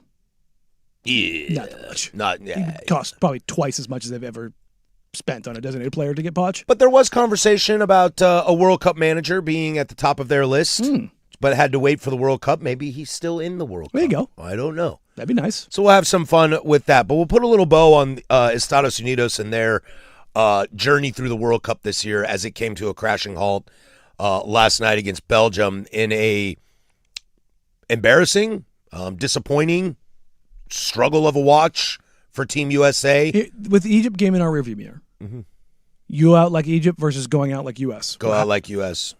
I don't want to go out like Egypt. Mm-hmm. That's brutal. That's weird. You almost sound like me there. Well, Just rather have it done and over with. I think they're different. I think it's different for me in different sports. Why is that? Because different sports have different momentum. They have different movement to them. This game, you are 10 minutes away from being done. You were 28-3. Yeah, that's brutal. That's brutal. That it was in Atlanta, too. That's brutal, dude. You don't want that. Brady's sitting there laughing. You don't want that. No. My team lost in extras in Game 7. Mm-hmm. I've seen that twice, actually. And that's... It sucks. You'd rather have sucks super You'd rather bad. have a 10-run first and be like, well, that's it. Well, because in baseball, I'd still be like, you could still come back. Like last night, dude, 3 minutes in, I looked at my buddy. I was like, whiskey, we're done here, right? We're done here. Wrap it up. Pack this thing up. We're out of here.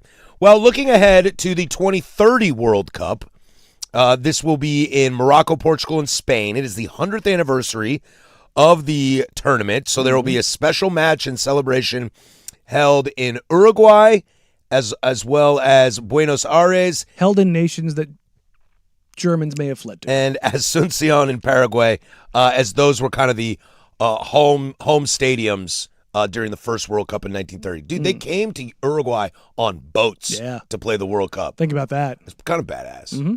Although if you lose real quick, you're like, oh, dang. Got to go back on the boat? Yeah, because we weren't really doing commercial air travel across the pond all that frequently. I mean, it's happening, but not that frequently. And them planes are small. It's not going to be great. No.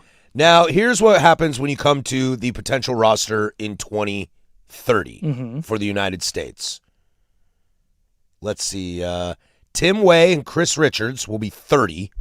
Doable. Christian Pulisic, Tyler Adams, Weston McKennie, Mark McKenzie will all be 31. God, really? Anthony Robinson will be 32. Tim Ream will be 42. Yeah, I think that one's good there. Out on that one. Thank you, Timmy. Congratulations. 2014. Good run, buddy. Mm-hmm. We appreciate you a lot. Players in their 30s, this can happen. Sure. But it's your window. And I think you got to start looking around at what the youth is. I heard Bob Bradley this morning. This is what we talked about when we were at Goal PDX. It was like, we had well,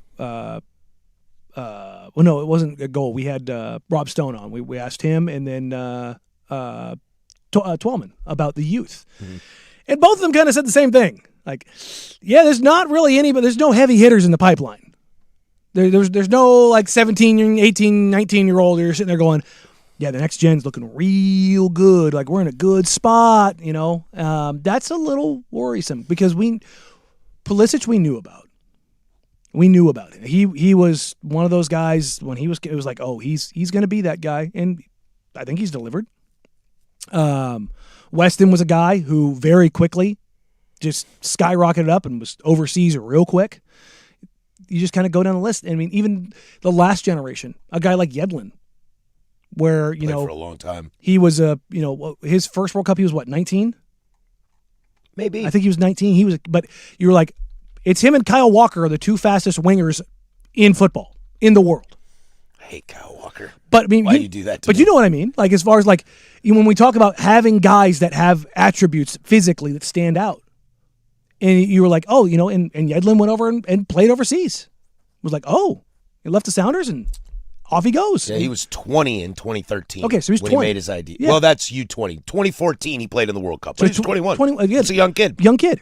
I mean, if you're making a World Cup roster and like actually playing at under 22, you're damn good. You're damn. I would, without looking, I'd say the average age of a World Cup starting 11 guy is probably 28 and a half.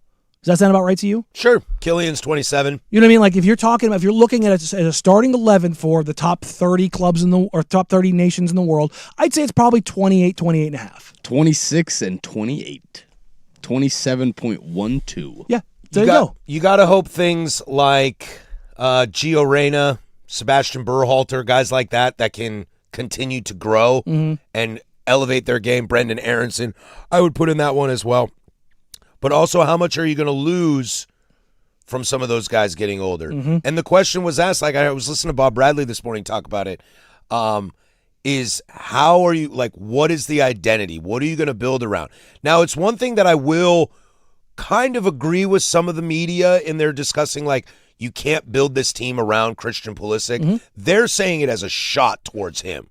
But I think the way you need to look at it is you probably shouldn't be building this team around any one player. You can do that It's if you've got gotta be Messi, Ronaldo, Yeah. Mo Salah, Egypt. Like if you've got a guy, you can do that. But for even, an era. But even Kylian Mbappe's got Olise and Dembele and Barcola and Rabiot. Like, Rabiot's been there. This is what, his 5th World Cup? oh, I don't think 5.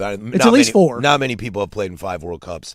But I mean, you have guys that are there and have been there Yeah. for a long time. Yeah, this Argentinian team, they know that they've got Messi, but they're still building this team to put themselves in the right Lautaro situations. was one of those guys. He was the 18-year-old kid, 17-year-old kid on those. When he first came up, it was like, oh, this guy's going to be one of those guys.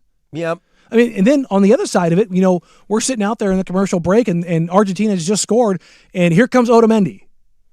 Otamendi's 36 years old, and I'll tell you right now, Otamendi would be the U.S.'s top center back right now. And it's not even close. Not even close. Like, that's the depth that other nations are working with. And that's just the reality is that, yeah, I mean, the U.S. has got some guys, and they've got guys that they haven't had in the past. But they don't have that depth, they don't have that size, and they don't have a singular player that is so, like, Norway. Name me somebody else other than Odegaard, other than Erling Haaland. Bob, Nyland. But if I ask anybody else in the I know, world, you asked the wrong person. But you know what I mean. But like, if you've got Erling Haaland, who is very clearly the best goal scorer in the world right now, Brother, most people can't name Martin Odegaard. In fact, they would call him Martin Odegaard, Yes. and he is Martin. Odegaard. Odegaard. Yeah. But it's like, but that's what I mean. It's like you can build around a guy. Mm-hmm. Sweden did it with Zlatan. But Sweden never advanced that far. I think it's got to be conceptual that you can Other stuff around it. Exactly. Like, sure, the Thunder or the Spurs have Victor Wembanyama, okay? Obviously, he's your piece. But it can't just be about Wembanyama. You got that nice left-handed that can handle the ball up court, and you got a 6'6" defender that can shoot a 3 in Steph Castle. Like, that's not relying on one. That's finding the pieces that all work. I don't think you should be building around any one player in soccer. To give you an idea of France, okay? If you look at their roster, the oldest player on their roster is N'Golo Kante at 35 years old. After that, it's Luca Digne, who's 32, and then Rabiot. And then Rabiot at 31, and Lucas Hernandez at 30. Everybody else is younger. Ousmane Dembele is 29. Mbappe is 27. Konate is 27. Upamakambo's 27. Tchouameni's 26. You just go down the list. It's like Olise's 24. You just look at this team and you're like, oh crap, they're going to be back. They're going to be back. You know what I mean? It's like, if I say 4 years from now, Shirkeri's 20. And you're like, well, are you kidding me? Like, what do you mean? Like, that guy right now would be your starting midfielder for Team USA. And that's the gap between. And as much as this was as bad as that loss was, this was a successful run for Team USA. It was the bar and the floor. Yes. Now, you went out nasty. Yeah, it was. That bar came crashing down real quick. It did. But you met the expectations. You did. Now, should the expectations be higher? I would argue as a nation, they should. But I would argue as a federation, no. No, they're not there yet. They're not there yet. They don't have the depth. They don't have the quality. They don't have the size. And that's a problem that has continued to plague U.S. soccer for 26 years. And I think the tough thing, too, to remember in 2030 is that they're going to have to qualify. Mm-hmm. And qualifying is not easy.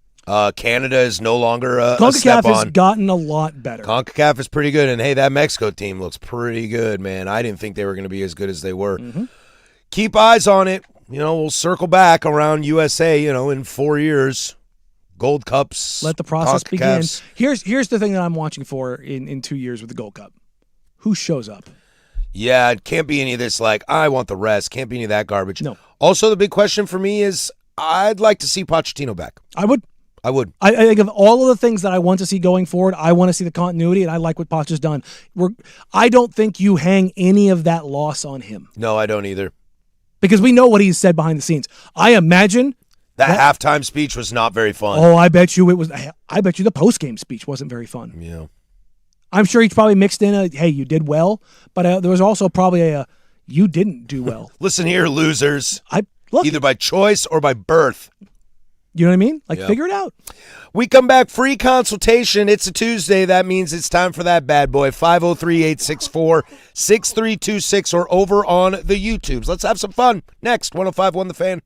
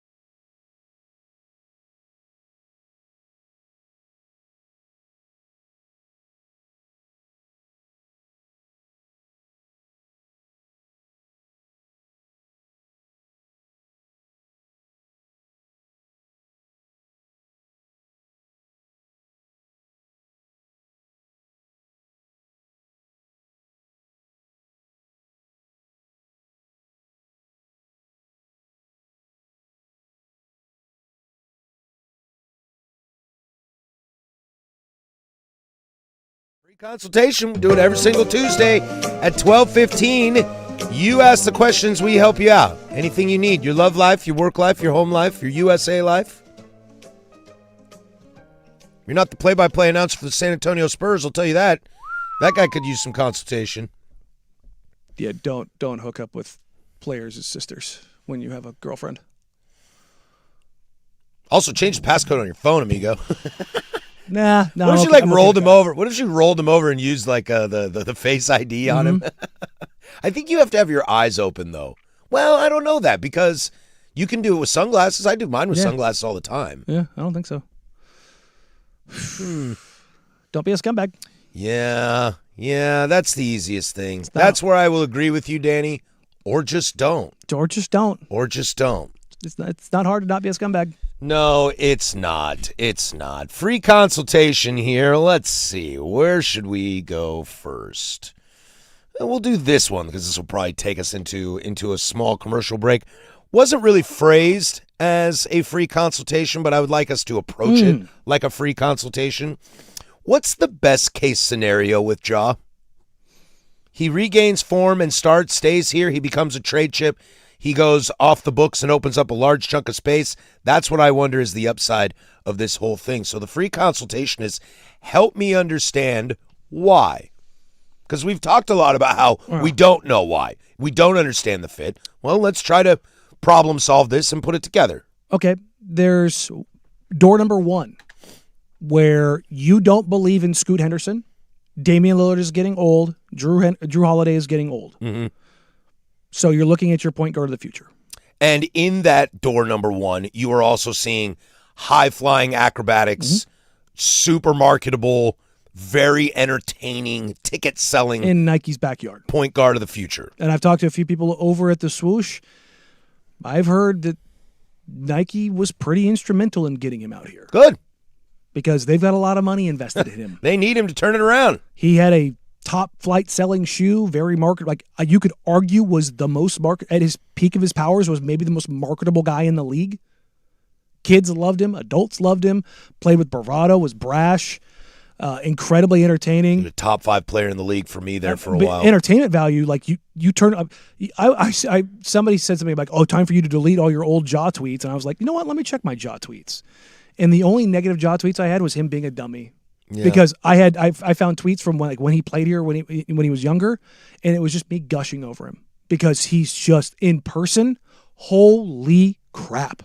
He's got a very intoxicating personality. He does, and the way he plays. But here's the thing with door number 1, you're moving on from Scoot, or he's a backup. You're moving on from Dame, or he's asking you to get out. You're moving on from Drew because he's getting older. You're saying that Ja is the guy. Okay, that's door number 1. Door number 2 is it's a rehab stint and you're look to flip him. Okay, buy low. I mean, again, you want to talk about depreciated assets. Yeah, you want to talk about value scaling. He's got 2 years left on his deal. He's an expiring contract after next year, and you've got a $45 million expiring contract. And maybe that's something that somebody values because he does look like himself again. And it just takes one team to talk themselves into, you know what, we need a point guard. He's 28 years old. He's in the peak of his career. He looks real good. You know what? I think we're a point guard away, and we have the salary slot to do that. Or we need a ball handler so badly, see the Minnesota Timberwolves, that we're willing to give up draft capital and good players. Here's Naz Reid and picks. Door number 3, absolute bust. And at worst case scenario, looking at $45 million worth of flotsam salary. And you offloaded what everybody wants to tell us 1,000 times over and over, a bad contract in Jeremy Graham. And you're paying more for Ja at a position that you don't need it. Boy, door number 3 is scary.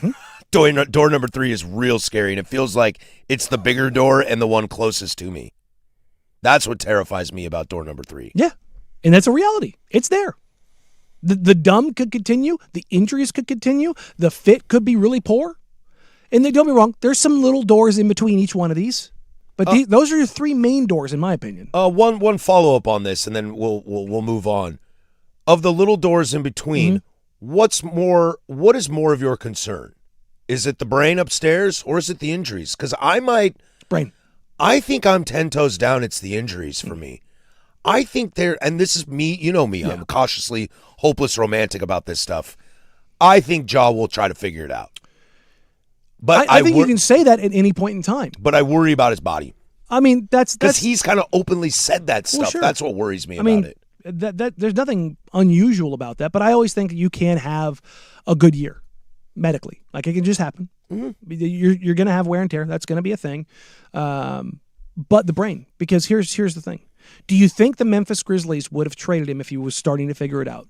No. Even if you think the injuries are a problem? No. So that tells me everything I need to know. Yeah, that's a super fair point. I mean, I think what I talk myself into is that they were just done. Like, it's if you're Memphis, you are exhausted. That even if it is a depreciated asset that will look stupid, let's say door number one's the answer. I still think they were like, you know what, we're just... Hell, even if door number two. We're just done in the job business. We're just done. I got Cam Boozer. I've got a nice core. We got draft capital aplenty. We're gonna suck next year again anyway. Move on.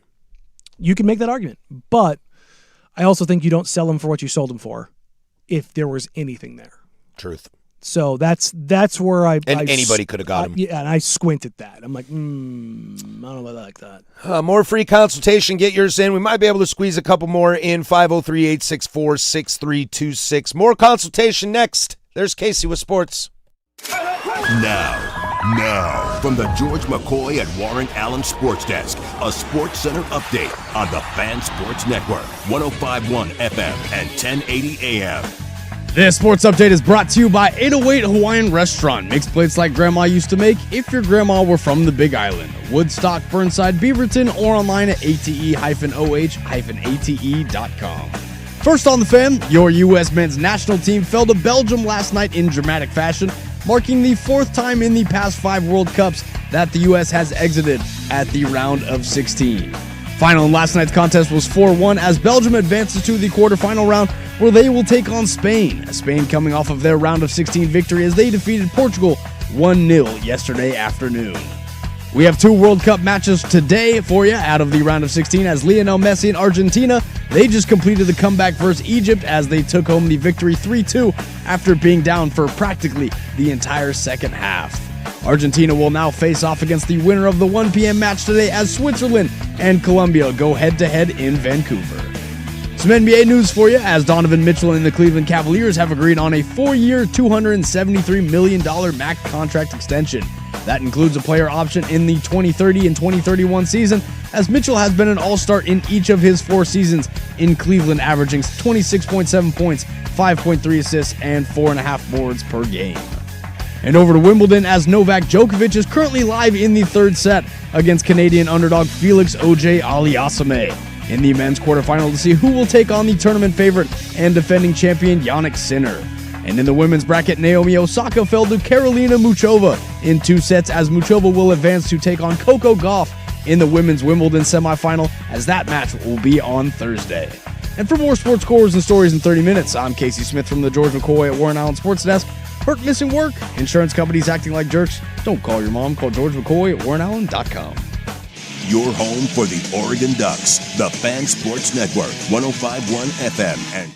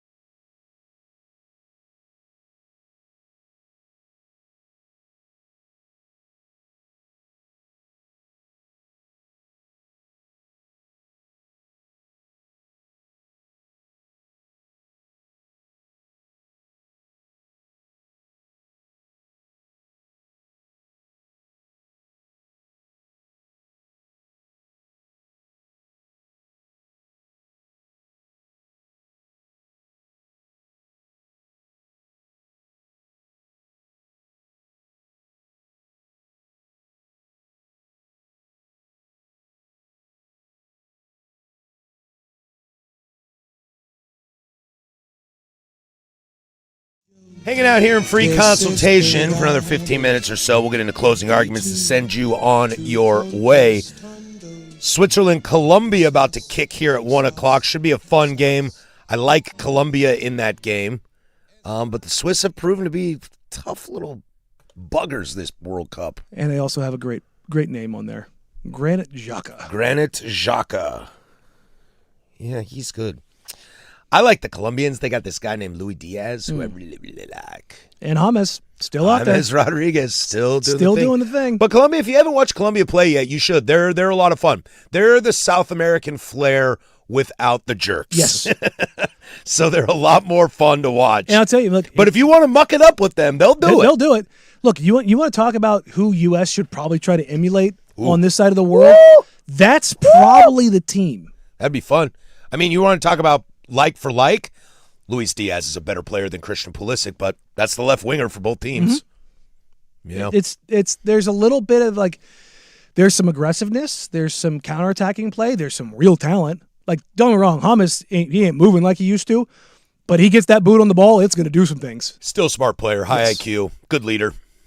Still good looking too. He looks exactly the same he did 12 years ago when he debuted. Free consultation. I have a tattoo in honor of a friend of mine who passed away 11 years ago. It's the Blazer logo, plus his prediction of the team going 82-0. If the team leaves, should I charge city council for changing the logo into my friend's face? I mean, go for it. Yeah, why not? They'll have $600 million left to spare. Dude, you could probably run on that campaign that I had to spend money on this tattoo because this council didn't figure it out and we don't have a team anymore. Oh, that could be your marketing. The list, like I'll tell you right now, if the Portland Trailblazers left Portland, every city council member their job would be gone. Every single one of them. You could do all of your rallies at tattoo shops. Mm-hmm. You know, we could get on the more rights for the independent contractors that do tattoos and piercings. You can live in that world. There you go. I mean, they're all over town. Oh yeah, I mean they're like Starbucks. The only thing we have more of in this city are strip clubs. You could find a tattoo parlor to do a rally at any time you wanted. We talked about this before I got my tattoo. Also, 82-0, brother. Yeah, nice. I love it. I'm an 81-1 kind of guy. You got a bad night. Yeah, you got a bad night. You have to have it. Otherwise, you don't get tested. Yeah, Dame rolled his ankle. Yeah, you have to have the adversity. When I was going through trying to find my tattoo, the artist for my tattoo, which, God, I still need to finish. How do I say this nicely? There's a lot of people who work at tattoo parlors who are not good at their jobs. There was a lot of portfolios what I went through, because I went through probably about 120 or so of them. Ooh, another skull. That's nice. Yeah, it was like, nice. And it looked like it was drawn on acid. And I'm just like, why are you putting this online? Like, why are you doing? And this isn't like styles or anything like that. It's like really poorly drawn. And I'm just sitting there going, there are some people in every industry you should not have the confidence that you do. You know what I mean? It's like, it's one thing to it's kind of forever. I need you to be really good at this. You know what I mean? Like, do you ever watch Ink Masters? No, I never got, but I'm familiar with the shows. Now, great show. Great show. My mom loves that show. Has 0 tattoos. Loves the show. Oh, dude, it's crazy because the people that get tattooed, they don't know who's going to tattoo them. And for people that don't know, there are styles in tattoo work that are done. And there are people who, American traditional, which is like, you know, when you kind of think of like biker tattoo and the vibrant color and stuff like that. And they do like a drawing as part of a game. A winner gets to pick who does what tattoos. And in doing so, they're trying to basically make it so the person who would least be capable of doing the tattoo somebody wants gets it. So you as a person who are volunteering, you're getting this tattoo done for free. Let's say you want like a realistic lion, like the one on my arm. And you get a guy who specializes in like the little like rubber stamp tattoos. Now you're going to have somebody draw a realistic lion or attempt to on your arm under a time crunch. And I'm like, what possesses somebody to walk into that and be like, I want to be on TV so bad that I'm going to let somebody really jack up my tattoo. And it's a 6-hour tattoo. What do I always say? Nope, don't like that. But the premise of it's great. Don't like that. What, like, man, there are some busted busted tattoos that come out of this, and these aren't like rookie tattoo artists. A lot of these guys have been doing it for decades. These are 20-year vets. And you're like, imagine thinking you're getting a tattoo done by a 20-year vet, and you maybe get real lucky and they line you up real good and like everything makes sense. Or it's the complete opposite, and you're getting somebody who spent 20 years doing the exact opposite of what you wanted, and that's going to be on you, and it's a 6-hour-long tattoo. I always see people post pictures of their tattoos on like subreddits of things that I like entertainment stuff, movies, TV shows, books, video games. And there's a sliding scale of what's good and what ain't. Oh, man, I see so many that are just like, you chose that, huh? I see Star Wars stuff that I'm like, oh, I know that symbol. That's a cool symbol. That's a great idea, but that's how you did it? The execution? I was at a Mexican spot in Salem, 15, maybe 20 years ago. And I saw this guy sitting at a booth in front of me, his back towards me. I saw his calf. It was supposed to be, I think, a tattoo of what I'm assuming is his baby, the face. It looked like 40-year-old Bill Murray. Easy rod. Easy rod. Is this Cristiano Ronaldo statue? Yes. Dwayne Wade statue? I did something very inappropriate. I took a picture just so I had it for posterity because I was like, I can't be the only one who sees this. Have you ever been to a volcano? And I'm just sitting there thinking, that person's probably like, that's my baby on my calf. And I'm sitting there thinking, that's Bill Murray on your calf. He got bad intentions. Look, I am not anti-tattoo. I am anti-bad tattoo. Well, it's forever, man. Well, they've got a lot more technology now that can kind of move some stuff around. But yeah, I mean, theory, your tattoo is forever. I mean, the way they used to remove them, really bad. The way they do them, like Pete Davidson, he had like 200 tattoos. He's getting them all removed, and you can't tell. The bass player for Rage Against the Machine, his are just all filled in, so he looks like he wears a black crop top. Yeah, what's his name? Guy from American Idol. Oh God, Chris. Daughtry. Chris Daughtry. He's everything's full. Everything's full filled black in. now. Yep, full black sleeves, and I'm just like, no. Still jacked, though. Good for him. Still jacked. Lastly, free consultation. Have you ever found yourself talking to your dog, but honestly forgetting they're dogs and they won't talk to you back? For example, when ours starts barking at the window, I instinctively ask, "Who is it, Lila?" before I quickly remember that she's a dog and doesn't intend to answer me back. Well, it's one thing if you just ask the question. If you're having full conversations, put the blunt down. Or are there other people in the room with you? Yeah, like, hey. I know you said it's just you and the dog, but I'm going to ask again. Is it just you and the dog? Are there other people in the room with you? Well, there are definitely some weekends where you kick the feet up, maybe smoke a few, and me and the dog are just going to have a nice little yap session for a bit. Just getting real into like creation of the universe. Well, yeah, that my dog. I mean, my dog loves cartoons, but my girl's cat loves Scooby-Doo. So just I can throw on movies and just sit next to the animal and just go, "Hey." I talk to my dog a lot. Yeah. Well, Tiff and I talk to both the dogs and have full-on conversations. However, I do not expect the dog to respond. However, sometimes I expect the dog to have some form of reaction. Oh, that's the crazy thing is Dallas and Jasper, they both talk back. It's a lot of like it's hilarious. It's like it's to the point. It's like, do you guys understand English? This is kind of creepy. Total tangent here. I never thought about this because I'm not deaf. There's a guy who has, I want to say it's a pit. I think it's a pit, but he's deaf, and so the pit is deaf. No, the human is deaf. Okay. So, but he communicates with the dog via sign language, and he was scolding the dog via sign language, like he stole his dinner off the table or something like that, and the dog knew. Like he dropped his head and got all sad and tucked his tail, all without a sound being made. And I'm like, dude, dogs are smart, man. Dogs are smart. Dogs are so cool. You couldn't do that with a cat. Some of my favorite videos on Instagram are the ones where the owner has set out a bunch of buttons that has the husky, the different cadences or the different responses. My wife watches that stuff all the time. It's pretty good. Yeah. There was one that almost became self-aware because it was communicating. It was like, why no outside? Like it kept doing it, or no, why is and it, like the dog's name, like it was. They had to put it on antidepressants. Why is my name Jasper? I don't know. Dog just thinking way too existentially. Yes, about that's what happened. They looking in a mirror. They had to put the dog on like an SSRI. Like there's this whole thing. It was, I would say it was like a year ago or something like that. And I was just like, that's insane. Again, This is why AI is bad. You don't want sentience. You don't want things to be self-aware that shouldn't be self-aware. A dog thinking, why is life is a scary right. thing. Why is Jasper? Like, you're like, wait, whoa. I did watch an Up short the other day with what's the dog's name in Up?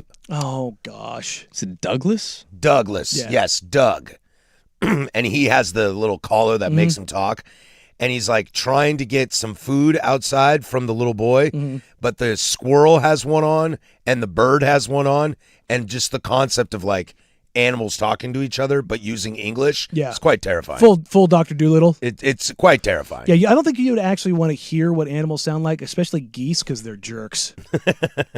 Screw you, bro. Just a lot of S Nobody talking. likes you. Hey, I could finally figure out what the birds are saying across the trees in the morning. it's metal, dude.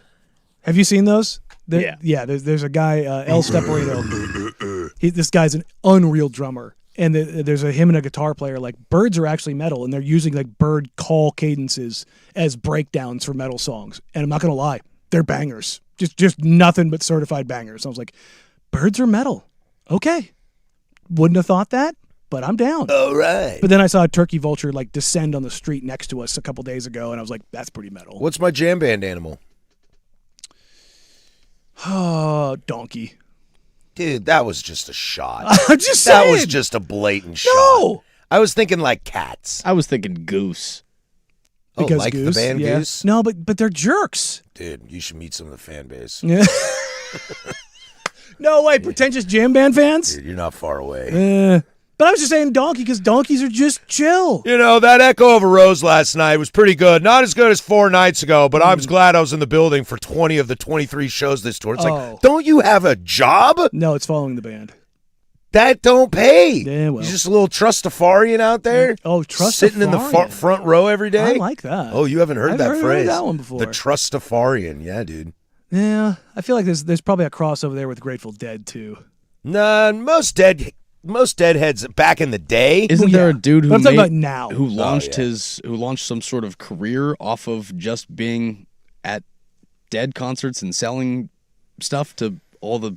Oh yeah, I'm sure there's a bunch of dudes that have made their careers off that. I got to look this up. I'm pretty sure there's a dude who's launched an entire brand or career of just off of somebody else, just because he shows up to Dead concerts and he's like makes some sort of recipe.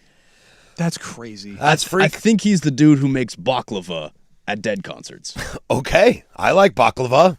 I like baklava a lot. I think I'm just mad that I didn't come up with that. That's free consultation every Tuesday at 12:15. Thanks for your fun. We come back, closing arguments, send you on your way. The biggest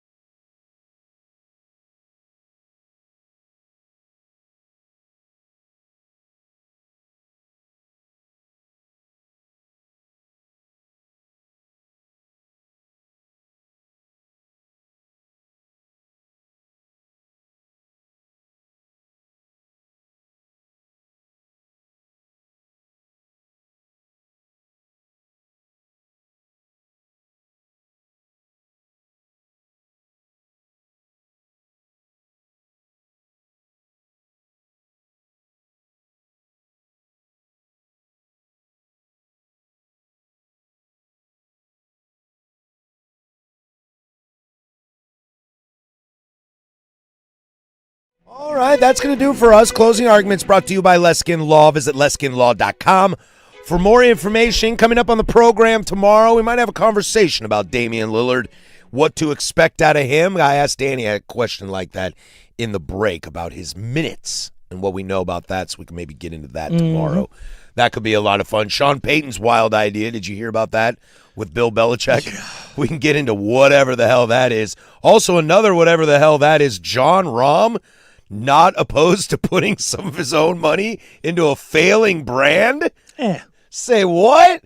I'm sure we can find some college football nuggets as well. Tax write-off. Plus, we'll get into Major League Baseball All-Star starters, and I'm going to yell at the roof again about the same situation that happens every single time. And you might do it by yourself. And I might do it by myself because Danny's kind of dying. I'm surprised I've made it through the show. Let's see. Well, let's get back to some baseball things to share with you guys. Jacob Mizorowski's on the bump right now. They're up that's a 3-3 game against St. Louis right now.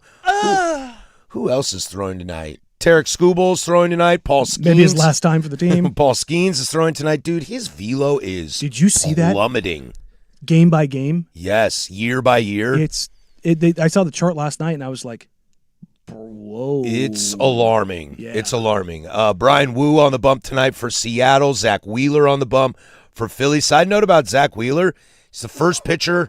I believe I saw this. I'm going to muff this up, but I believe he's the first pitcher with an under 2.5 ERA to not make the All-Star team. What? Yeah. Coming off that crazy surgery, too. Anyway, he's throwing tonight. That's crazy. There's some snubs. We can get into those. Jose Soriano, who's been pretty good for the Angels, he's throwing against DeGrom tonight.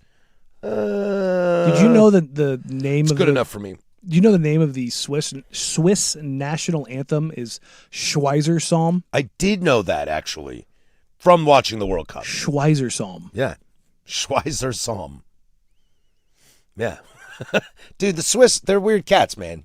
That's interesting. They're taking on Colombia right now. It's so close to Scheiser. they're taking on Colombia right now. Scheiser. Kicks at 1.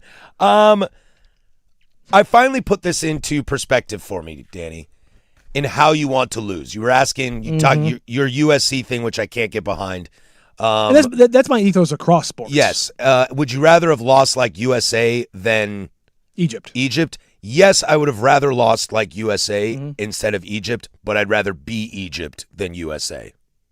Having a chance? Yes. Sure.